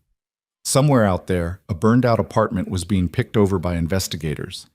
And somewhere out there, Mrs. Wynne was probably sitting alone in her own apartment, wondering if the fire had been her fault somehow. "I'll do it," he said quietly. "I'm sorry?" "The job. Director of Employee Welfare." He turned away from the window. "I'll do it. Not because I think I'm qualified, or because I want the money, or because I owe you anything. I'll do it because Harper Doyle needs to lose. And because there are thousands of people like me in that company who deserve someone fighting for them." Silence on the other end of the line, then softly, "Thank you, Eli." "Don't thank me yet. I have no idea what I'm doing." "Neither did I when I started this company. You learn." A hint of warmth entered her voice. "We'll figure it out together." The next morning, Eli woke to the smell of bacon. For a moment, he was disoriented again, the unfamiliar ceiling and soft sheets throwing him off balance. Then he heard Mia's laughter from the kitchen, followed by another voice, deeper and more measured. He threw on a robe and padded down the hallway to find an unexpected scene. Mia standing at the stove, spatula in hand, while Rebecca Torres, the young administrative assistant from the hospital, coached her through the finer points of not burning breakfast. "A little more to the left, now flip. Perfect." Rebecca clapped her hands as Mia successfully transferred a pancake to a waiting plate. "You're a natural." "What's going on here?" Eli asked, his voice rough with sleep. Both women turned to look at him. Mia grinned. "Rebecca's teaching me how to make pancakes. She came over to check on us." "Ms. Reed asked me to stop by," Rebecca explained, wiping her hands on a dish towel. "She thought you might have questions about the company, the job, the investigation. And honestly, I wanted to see how you were doing." Eli accepted a cup of coffee from his daughter and settled into a chair at the kitchen island. "I have about 1,000 questions. But let's start with the most important one. Is Harper Doyle going to prison?" Rebecca's expression sobered. "That's complicated. The board voted last night to launch a full investigation, but Harper has lawyers, good ones. And he's already started spinning his version of events." "What version?" "That Ms. Reed is having some kind of breakdown, that she's been under too much stress since the cardiac arrest and isn't thinking clearly." Rebecca shook her head. "He's framing himself as the victim, the loyal CFO who's being scapegoated by a CEO who can't accept responsibility for her own health crisis. That's insane. The security footage shows what it shows. But footage can be interpreted different ways. Harper's people are already suggesting that you were acting aggressively, that you didn't identify yourself as trained, that the executives were just trying to protect their CEO from an unknown threat." Eli felt the familiar weight of despair settling back onto his shoulders. "So nothing's changed. He's going to get away with it." "Not if I have anything to say about it." Rebecca's voice was fierce. "I was there, Mr. Barrett. I saw everything, and I'm not the only one. There are others who were in that room, who saw what really happened, who are tired of being afraid of Harper Doyle." "Others?" "A group of us have been meeting, quietly, sharing information, gathering evidence. We call ourselves the 37. She smiled grimly. "For the floor where it happened." "How many are you?" 12 so far, but more are coming forward every day. The press conference gave people courage. They're finally willing to speak up." Eli looked at this young woman, at the determination in her eyes, and felt something shift in his chest. He wasn't alone. He had never been alone. There had always been others like him, watching from the shadows, waiting for permission to step into the light. "What do you need from me?" he asked. "Your story, your testimony, your willingness to stand up in front of a board of directors and tell them exactly what happened that night." She paused. "It won't be easy. Harper's lawyers will try to tear you apart. They'll bring up your background, your divorce, your financial struggles. They'll try to make you look like a gold digger who saw an opportunity and took it. Let them try." Eli's voice was steady. "I've got nothing to hide." "Then you're braver than most." Rebecca finished her coffee and stood. "The board hearing is scheduled for Friday. 3 days from now. Ms. Reed wants you to be there to testify in person. Are you willing? Eli thought of Mia, of Mrs. Nguyen, of all the people at Reed Industries who struggled in silence while executives like Harper Doyle played their games of power and privilege. He thought of his father, who had worked himself to death in a factory that never knew his name. He thought of his mother, who had cleaned houses for wealthy families and always came home smelling of other people's lives. I'll be there, he said, and I'll tell them everything. The next 3 days passed in a blur of preparation. Juliana's legal team descended on the apartment like a well-dressed army, drilling Eli on every aspect of his testimony.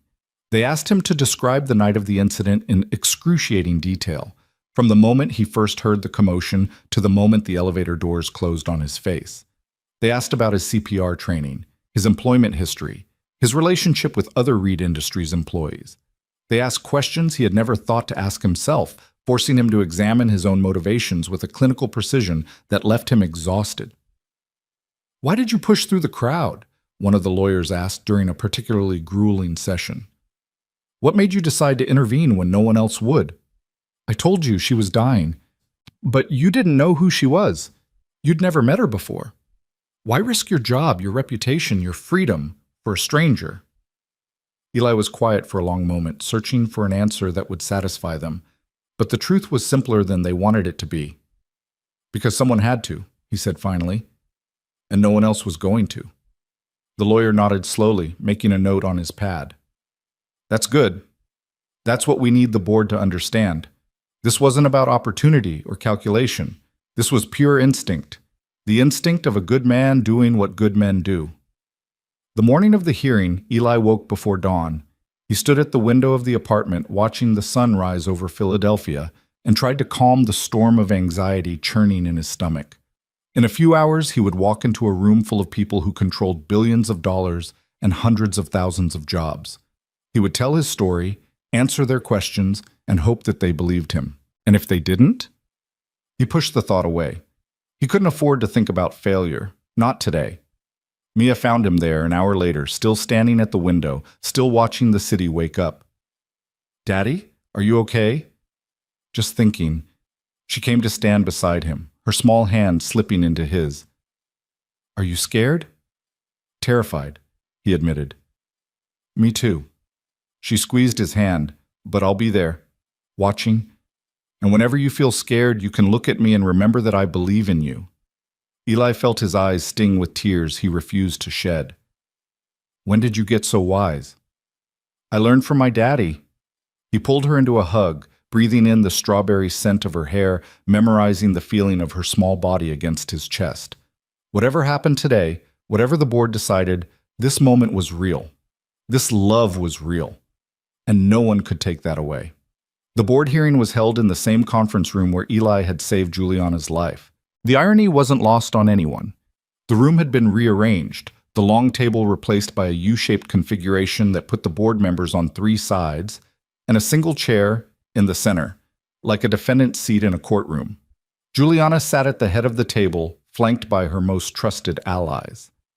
Harper Doyle, despite his termination, had been allowed to attend as a witness, and he sat in the corner with his lawyers, his face a mask of barely controlled rage.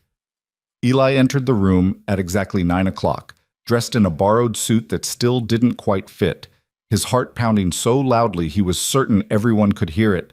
He found the chair in the center and sat down, his hands folded in his lap to keep them from trembling. "Mr. Barrett." The board chairman, a white-haired man named Harrison Powell, spoke first. "Thank you for joining us today. We understand this must be difficult for you. Thank you for the opportunity to speak, sir. Let me be clear about the purpose of this hearing. We are here to establish the facts of what occurred on the night of November 15th, and to determine the appropriate response from this company. You will be asked to give your account of events, after which you will face questions from board members and other relevant parties." He paused, glancing at Harper. "Do you understand?" "Yes, sir." "Then please, in your own words, tell us what happened that night." Eli took a deep breath and began. He told them about the fluorescent lights and the squeaky cart, about the empty corridors and the muffled voices from the conference room. He told them about the moment the door burst open and people started screaming. He told them about Juliana's blue lips and lifeless eyes, about the crowd that stood frozen while their CEO died in front of them. And he told them about the choice he made. "I didn't think about the consequences," he said, his voice steady despite the tremor in his hands. "I didn't think about my job or my reputation or what people would say. I saw a woman who wasn't breathing, whose heart had stopped, and I knew that if someone didn't act in the next few seconds, she would die. So I acted." "You claim you're certified in CPR," one of the board members interrupted. "Can you prove that?" "I have my certification card, yes.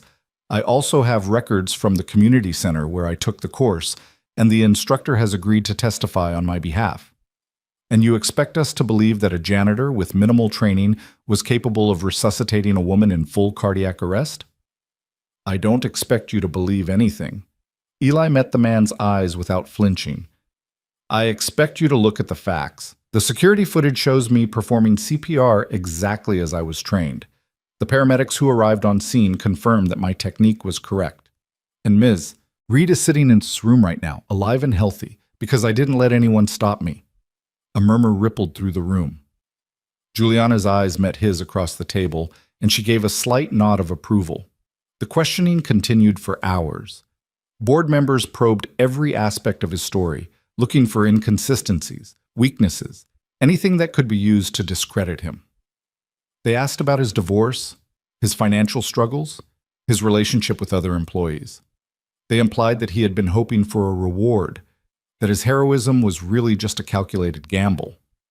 Through it all, Eli remained calm. He answered every question honestly, admitted when he didn't know something, and refused to let their insinuations rattle him. He thought of Mia, sitting in the gallery behind him, and drew strength from her presence. And then it was Harper Doyle's turn. The former CFO rose from his chair and approached the center of the room, his lawyers flanking him like bodyguards. He looked different than Eli remembered, smaller somehow, his confident swagger replaced by something that looked almost like desperation.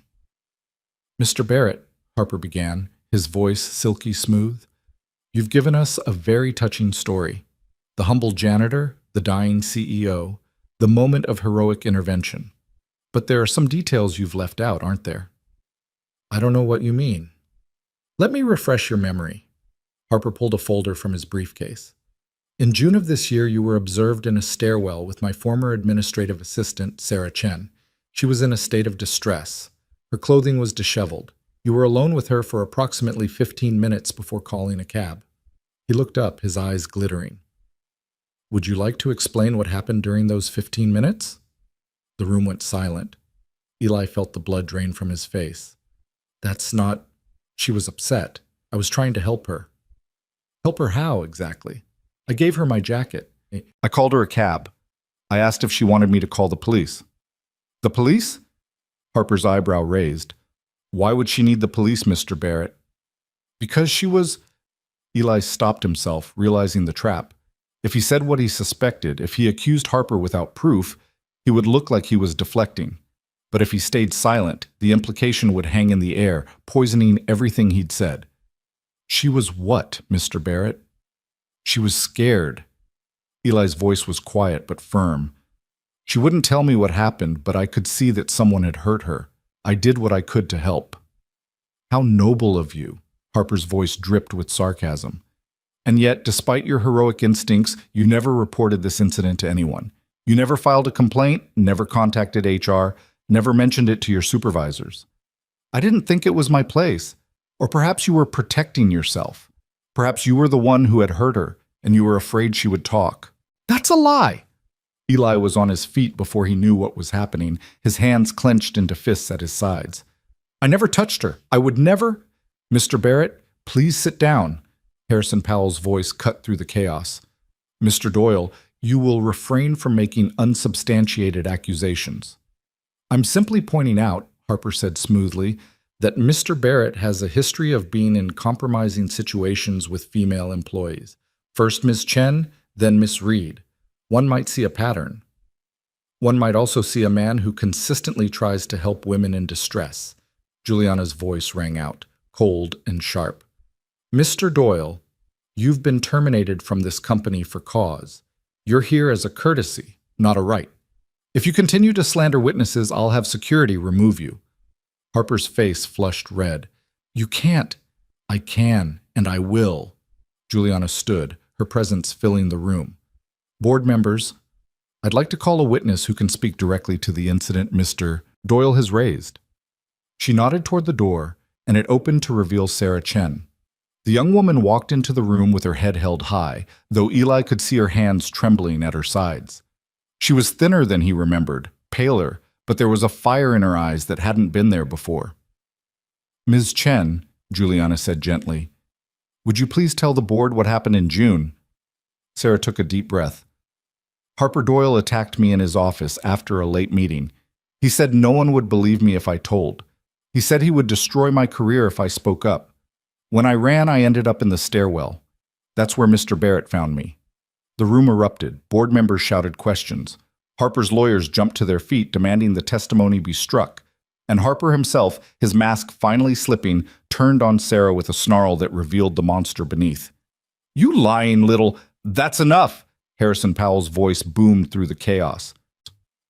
"Security, remove Mr. Doyle from this hearing immediately." 2 guards appeared, taking Harper by the arms. He struggled against them, his face twisted with fury, his eyes locked on Eli with a hatred so pure it felt like a physical force. "This isn't over, Barrett," he spat as they dragged him toward the door. "You think you've won? You haven't won anything. I'll destroy you. I'll destroy all of you."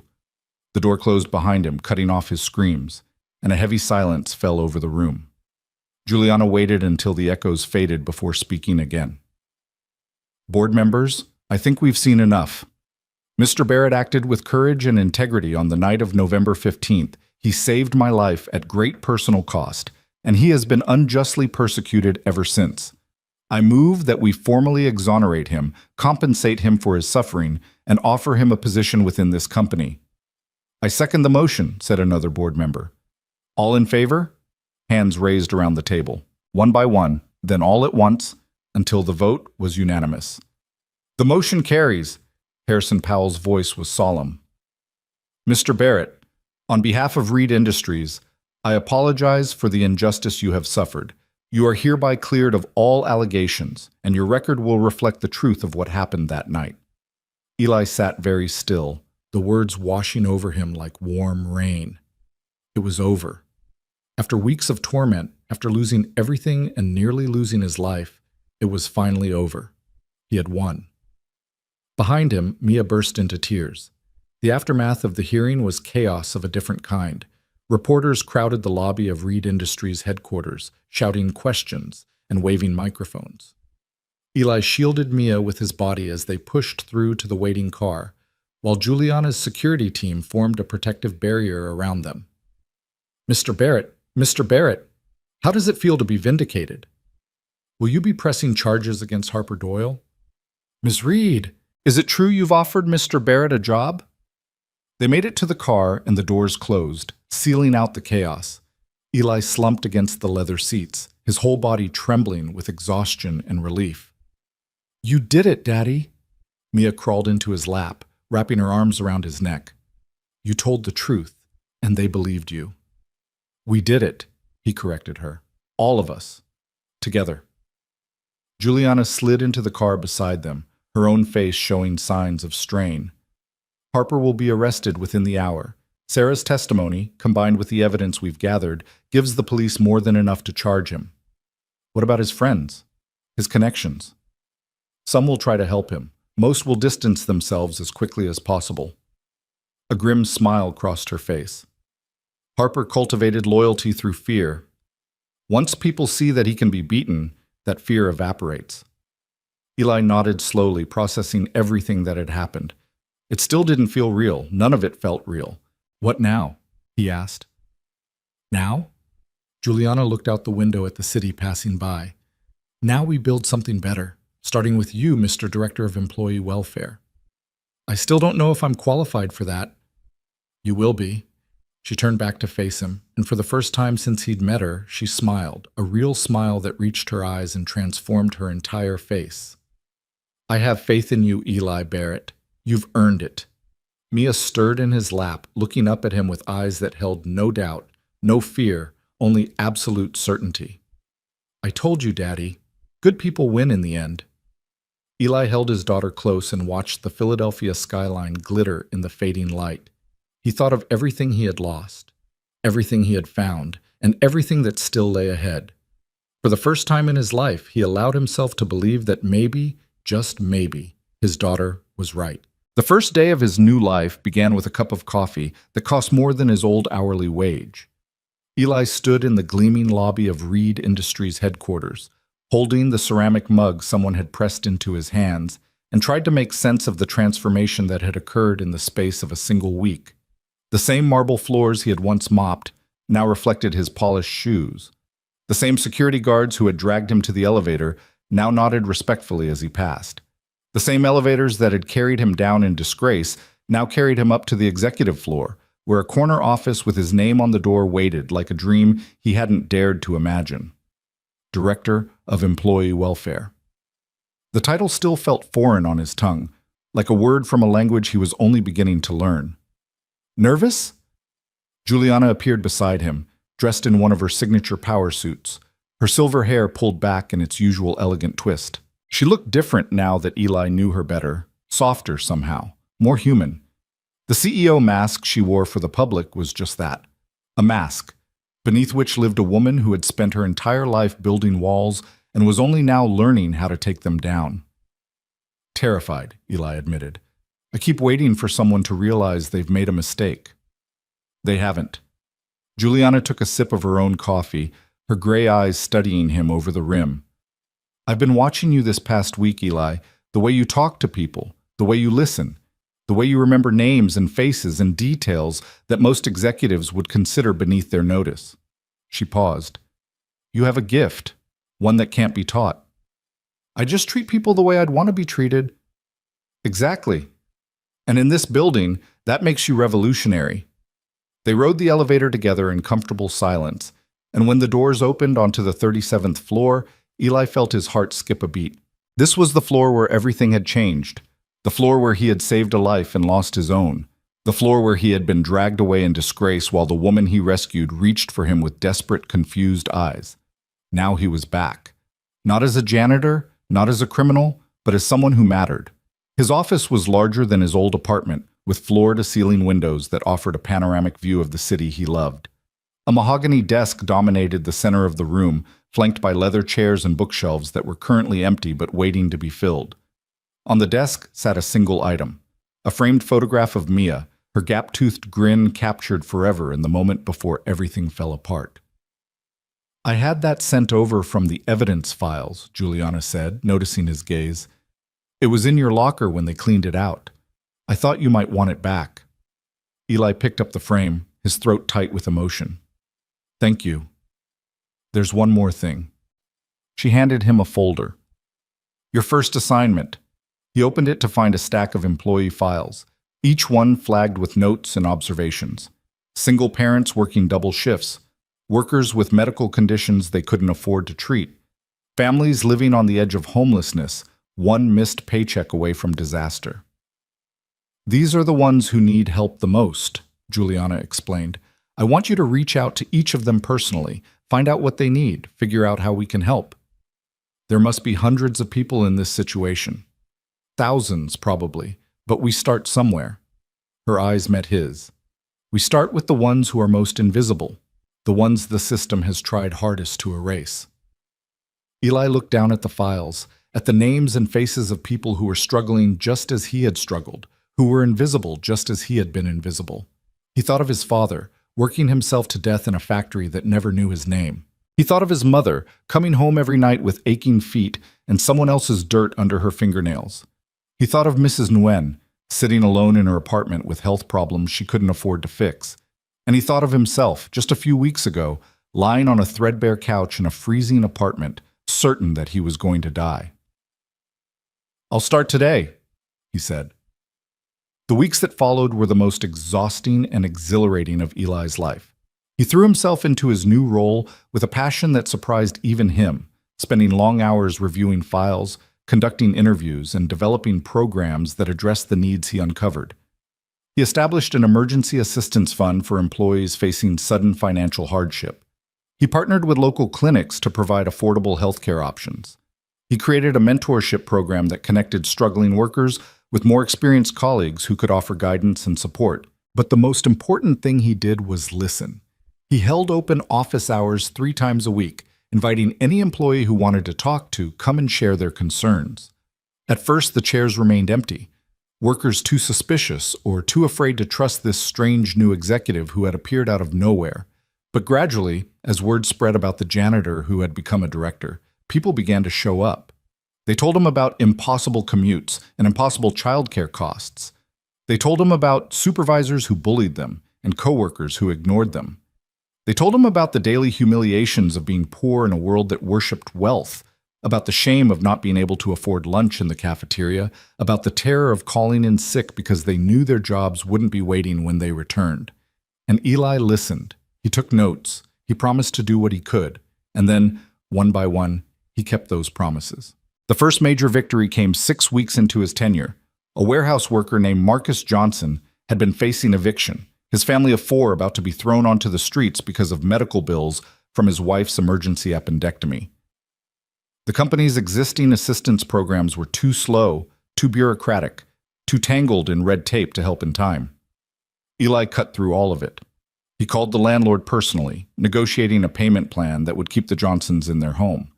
He arranged for the medical bills to be covered through a combination of company funds and charitable donations.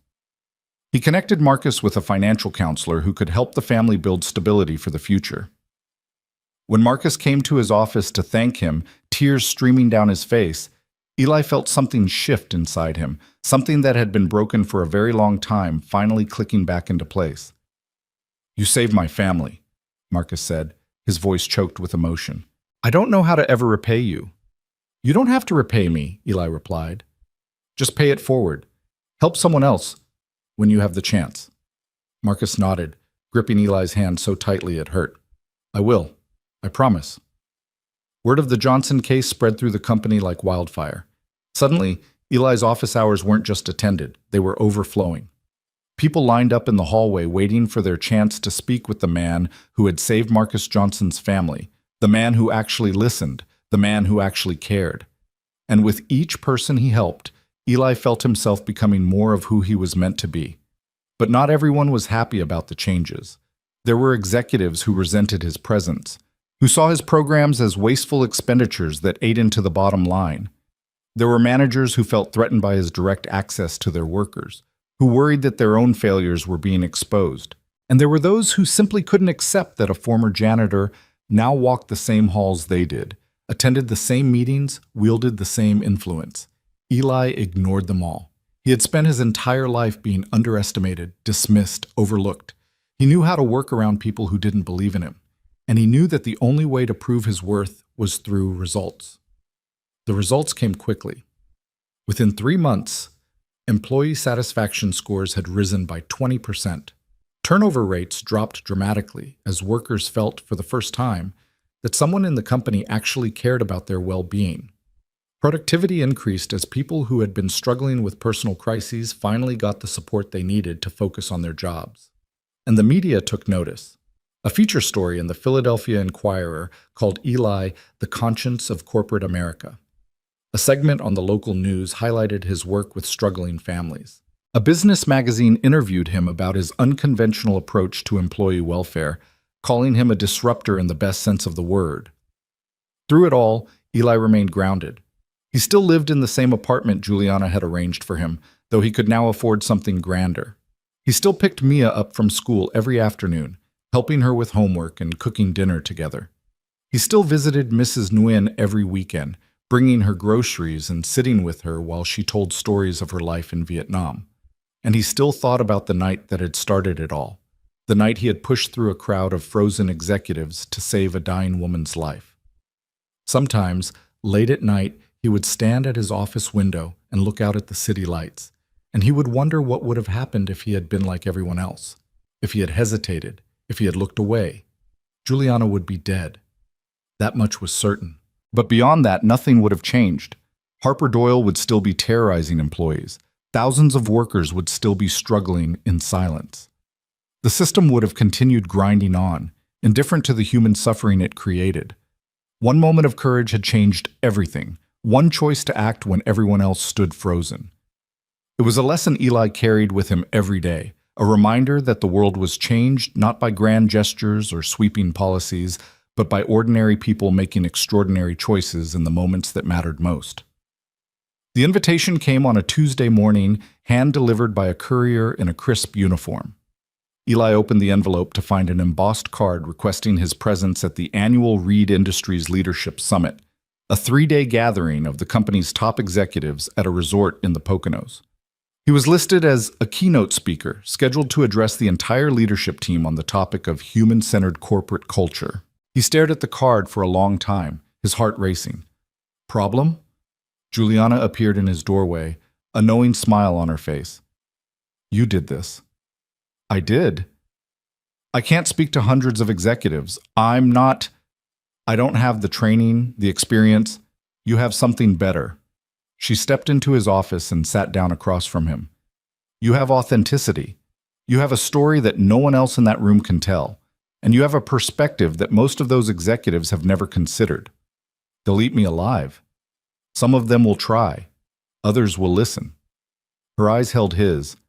This is your chance, Eli. Your chance to change not just this company, but the way people think about work, about workers, about what matters in business. And if I fail? Then you fail, and you try again. She leaned forward. I failed more times than I can count. Every successful person has. The only real failure is refusing to try at all. Eli looked down at the invitation, at the elegant script that spelled out his name and title, Director of Employee Welfare, a title that hadn't existed 6 months ago, a position he had created with his own hands, his own vision, his own stubborn refusal to accept that the world had to be the way it was. I'll do it, he said finally. But I'm going to do it my way. Juliana smiled. I wouldn't expect anything less. The summit was held at a sprawling mountain resort, all rustic elegance and breathtaking views. Eli arrived with Mia in tow, having refused to leave her behind for 3 days. She explored the grounds with wide-eyed wonder, while her father prepared for the speech that could define the next chapter of his career. The night before his keynote, Eli sat on the balcony of his room, looking out at the stars that blazed above the mountain peaks. The speech he had prepared sat in his lap, 15 pages of carefully crafted arguments and statistics and policy recommendations. He read through it one more time, then he crumpled it into a ball and threw it over the railing. When he took the stage the next morning, facing an audience of 400 executives in a ballroom that smelled of coffee and ambition, he had no notes, no slides, no carefully rehearsed talking points. He had only his story. My name is Eli Barrett, he began, his voice steady despite the terror clawing at his chest. 6 months ago, I was a janitor at this company. I pushed a mop. I emptied trash cans. I cleaned toilets that most of you never even knew existed. A murmur rippled through the crowd. I was invisible. I walked these halls for 3 years, and most of you never noticed me. I wasn't a person to you. I was a function, a service, something that happened in the background while you focused on the important work. He paused, letting the words sink in. And then, one night, your CEO collapsed in a conference room. Her heart stopped. She was dying on the floor, surrounded by dozens of people who had the power to save her. And every single one of them froze. The room was utterly silent now. Except me. I pushed through that crowd. I dropped to my knees. I performed CPR until her heart started beating again. And for that act, for saving the life of the most important person in this company, I was fired, blacklisted, and nearly destroyed.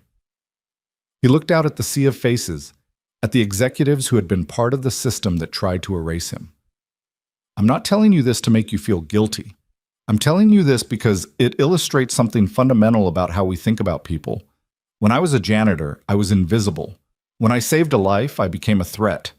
And it wasn't until someone in power, someone like you, decided to see me differently that anything changed. He took a deep breath. Every person who works for this company has a story. They have families, dreams, struggles that you know nothing about.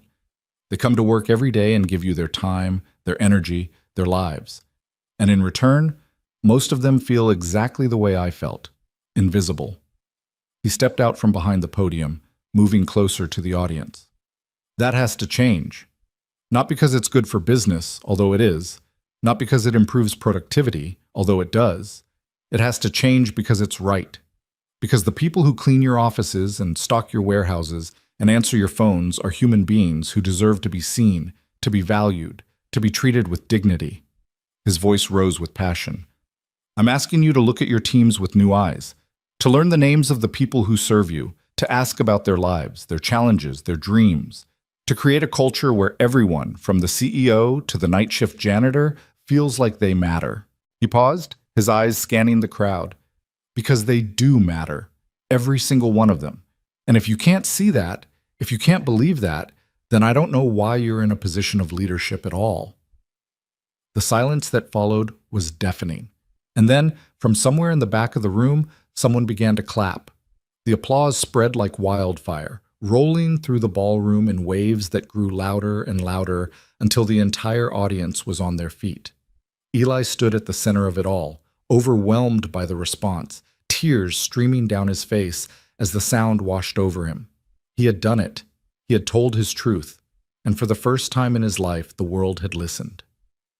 After the speech, executives lined up to shake his hand, to ask questions, to share their own stories of workers they had overlooked and opportunities they had missed. Juliana stood at the back of the room, watching with an expression that might have been pride or might have been something deeper. When the crowd finally dispersed, she approached him. "That was remarkable," she said quietly. "I just told the truth. The truth, told well, is the most powerful force in the world." She placed a hand on his shoulder. "You've started something today, Eli, something bigger than either of us can imagine." "What do you mean?" "This speech is going to be shared, discussed, debated. Other companies are going to hear about it. Other leaders are going to wonder if they should be doing things differently." She smiled. "You've planted a seed. Now we watch it grow." Eli looked around the ballroom, at the empty chairs and the lingering conversations, at the morning light streaming through the tall windows. He thought of Mia, waiting for him back at their room, probably bored out of her mind by now. He thought of Mrs. Nguyen, who would want to hear every detail when he got home. He thought of Marcus Johnson and Sarah Chen and all the others whose lives had been touched by his work. And he thought of the night shift janitor who had refused to look away, who had pushed through a crowd of frozen executives to save a dying woman's life, who had lost everything and found something more valuable than he could have imagined. That janitor was gone now, transformed into something new. But the core of who he was, the instinct to help, the refusal to accept injustice, the stubborn belief that one person could make a difference, that would never change. That was who Eli Barrett had always been. That was who he would always be. The auditorium was filled to capacity, every seat taken by faces that represented the full spectrum of American labor. Union leaders sat beside corporate executives. Factory workers shared rows with senators. Journalists lined the walls, their cameras capturing a moment that would be replayed on news networks across the country for weeks to come. The National Conference on Worker Dignity had drawn an unprecedented crowd to Philadelphia's convention center. And at the center of it all, waiting in the wings with a speech that would change everything, stood Eli Barrett. 18 months had passed since the night he saved Juliana Reed's life. 18 months since he had been dragged from a conference room in disgrace, his reputation destroyed, his future seemingly erased. In that time, the Employee Welfare Initiative he had created at Reed Industries had become a model for corporations across the nation. Dozens of companies had adopted similar programs. Legislation inspired by his work was moving through Congress, and the man who had once pushed a mop through empty corridors was now recognized as one of the most influential voices in the American labor movement. But standing here, moments away from addressing thousands of people, Eli felt the same terror he had felt on his first day as director. The same voice in his head whispering that he didn't belong, that someone would eventually realize the mistake, that the janitor in the borrowed suit was about to be exposed. "Daddy?" Mia's voice cut through the noise in his head. She stood beside him in the wings, 11 years old now, taller than she had been, wiser than she should have had to become. Her hand slipped into his, small and warm and steady. "You're going to be amazing," she said simply. "How do you know?" "Because you always are." She squeezed his hand. "And because I'll be watching, just like at the summit, just like always." Eli looked down at his daughter, at the fierce pride shining in her eyes, and felt the fear begin to recede. She had been with him through everything: the darkest nights in the freezing apartment, the fever that had nearly killed him, the hearing where Harper Doyle had tried to destroy him one last time. Through it all, she had believed in him when he couldn't believe in himself. He bent down and kissed her forehead. "I love you, Mia." "I love you too, Daddy. Now go change the world." The announcer's voice echoed through the auditorium, introducing him with a string of titles and accomplishments that still felt like they belonged to someone else. Director of Employee Welfare, architect of the Reed Model. Time Magazine's Person of the Year finalist, the man who had started a revolution. Eli walked onto the stage, and the applause that greeted him was like a physical wave, washing over him with a force that nearly stopped him in his tracks. He stood at the podium, looking out at the sea of faces, and waited for the sound to fade. When silence finally fell, he spoke. 2 years ago, I was invisible. The words hung in the air, simple and powerful. I worked the night shift at a company most of you have heard of. I cleaned floors and emptied trash cans and scrubbed toilets that executives used without ever wondering who kept them clean. I was a single father, barely making rent, watching my daughter grow up in a world that seemed determined to keep us down. He paused, his eyes scanning the crowd. And then, one night, I saved a life. The CEO of my company collapsed during a board meeting. Her heart stopped. And while everyone else stood frozen, I did what I had been trained to do. I performed CPR. I breathed air into her lungs. I fought for her life until she came back. A murmur rippled through the audience. For that act, I was fired, accused of assault, blacklisted from every job in the city. My name was dragged through the mud by people who had never bothered to learn it in the first place. I lost everything, not because I had done something wrong, but because I had dared to cross a line that wasn't supposed to be crossed. The line between those who matter and those who don't. His voice grew stronger. But here's what I learned in those dark weeks when I thought my life was over. I learned that the system that tried to destroy me was not inevitable. It was not natural. It was built by human beings, and it could be changed by human beings. All it took was one person with the courage to stand up and say, "This is not right." He gripped the podium, his knuckles white. "I'm not here today because I'm special. I'm here because I got lucky, because the woman I saved happened to be someone with the power to set things right. But there are millions of workers in this country who will never get that lucky break, who will be ground down by a system that treats them as expendable, who will struggle and suffer and die without ever being seen." His voice broke slightly, but he pushed through. That's what we're here to change, not with charity or sympathy or empty promises, with real structural change that recognizes the fundamental dignity of every human being who shows up to work, with policies that ensure no one has to choose between paying rent and seeing a doctor, with cultures that value people over profit, that see workers as human beings instead of line items on a spreadsheet. He looked directly into the cameras, knowing that millions more were watching from their homes. I was invisible once, but I refuse to be invisible anymore. And I refuse to let anyone else be invisible either. Every janitor, every warehouse worker, every cashier and nurse and truck driver, you matter. Your work matters. Your life matters. And anyone who tells you otherwise is lying. The applause began before he finished speaking, rising from the audience like a tide that could not be contained. People stood, their hands coming together in a rhythm that seemed to shake the very walls of the auditorium.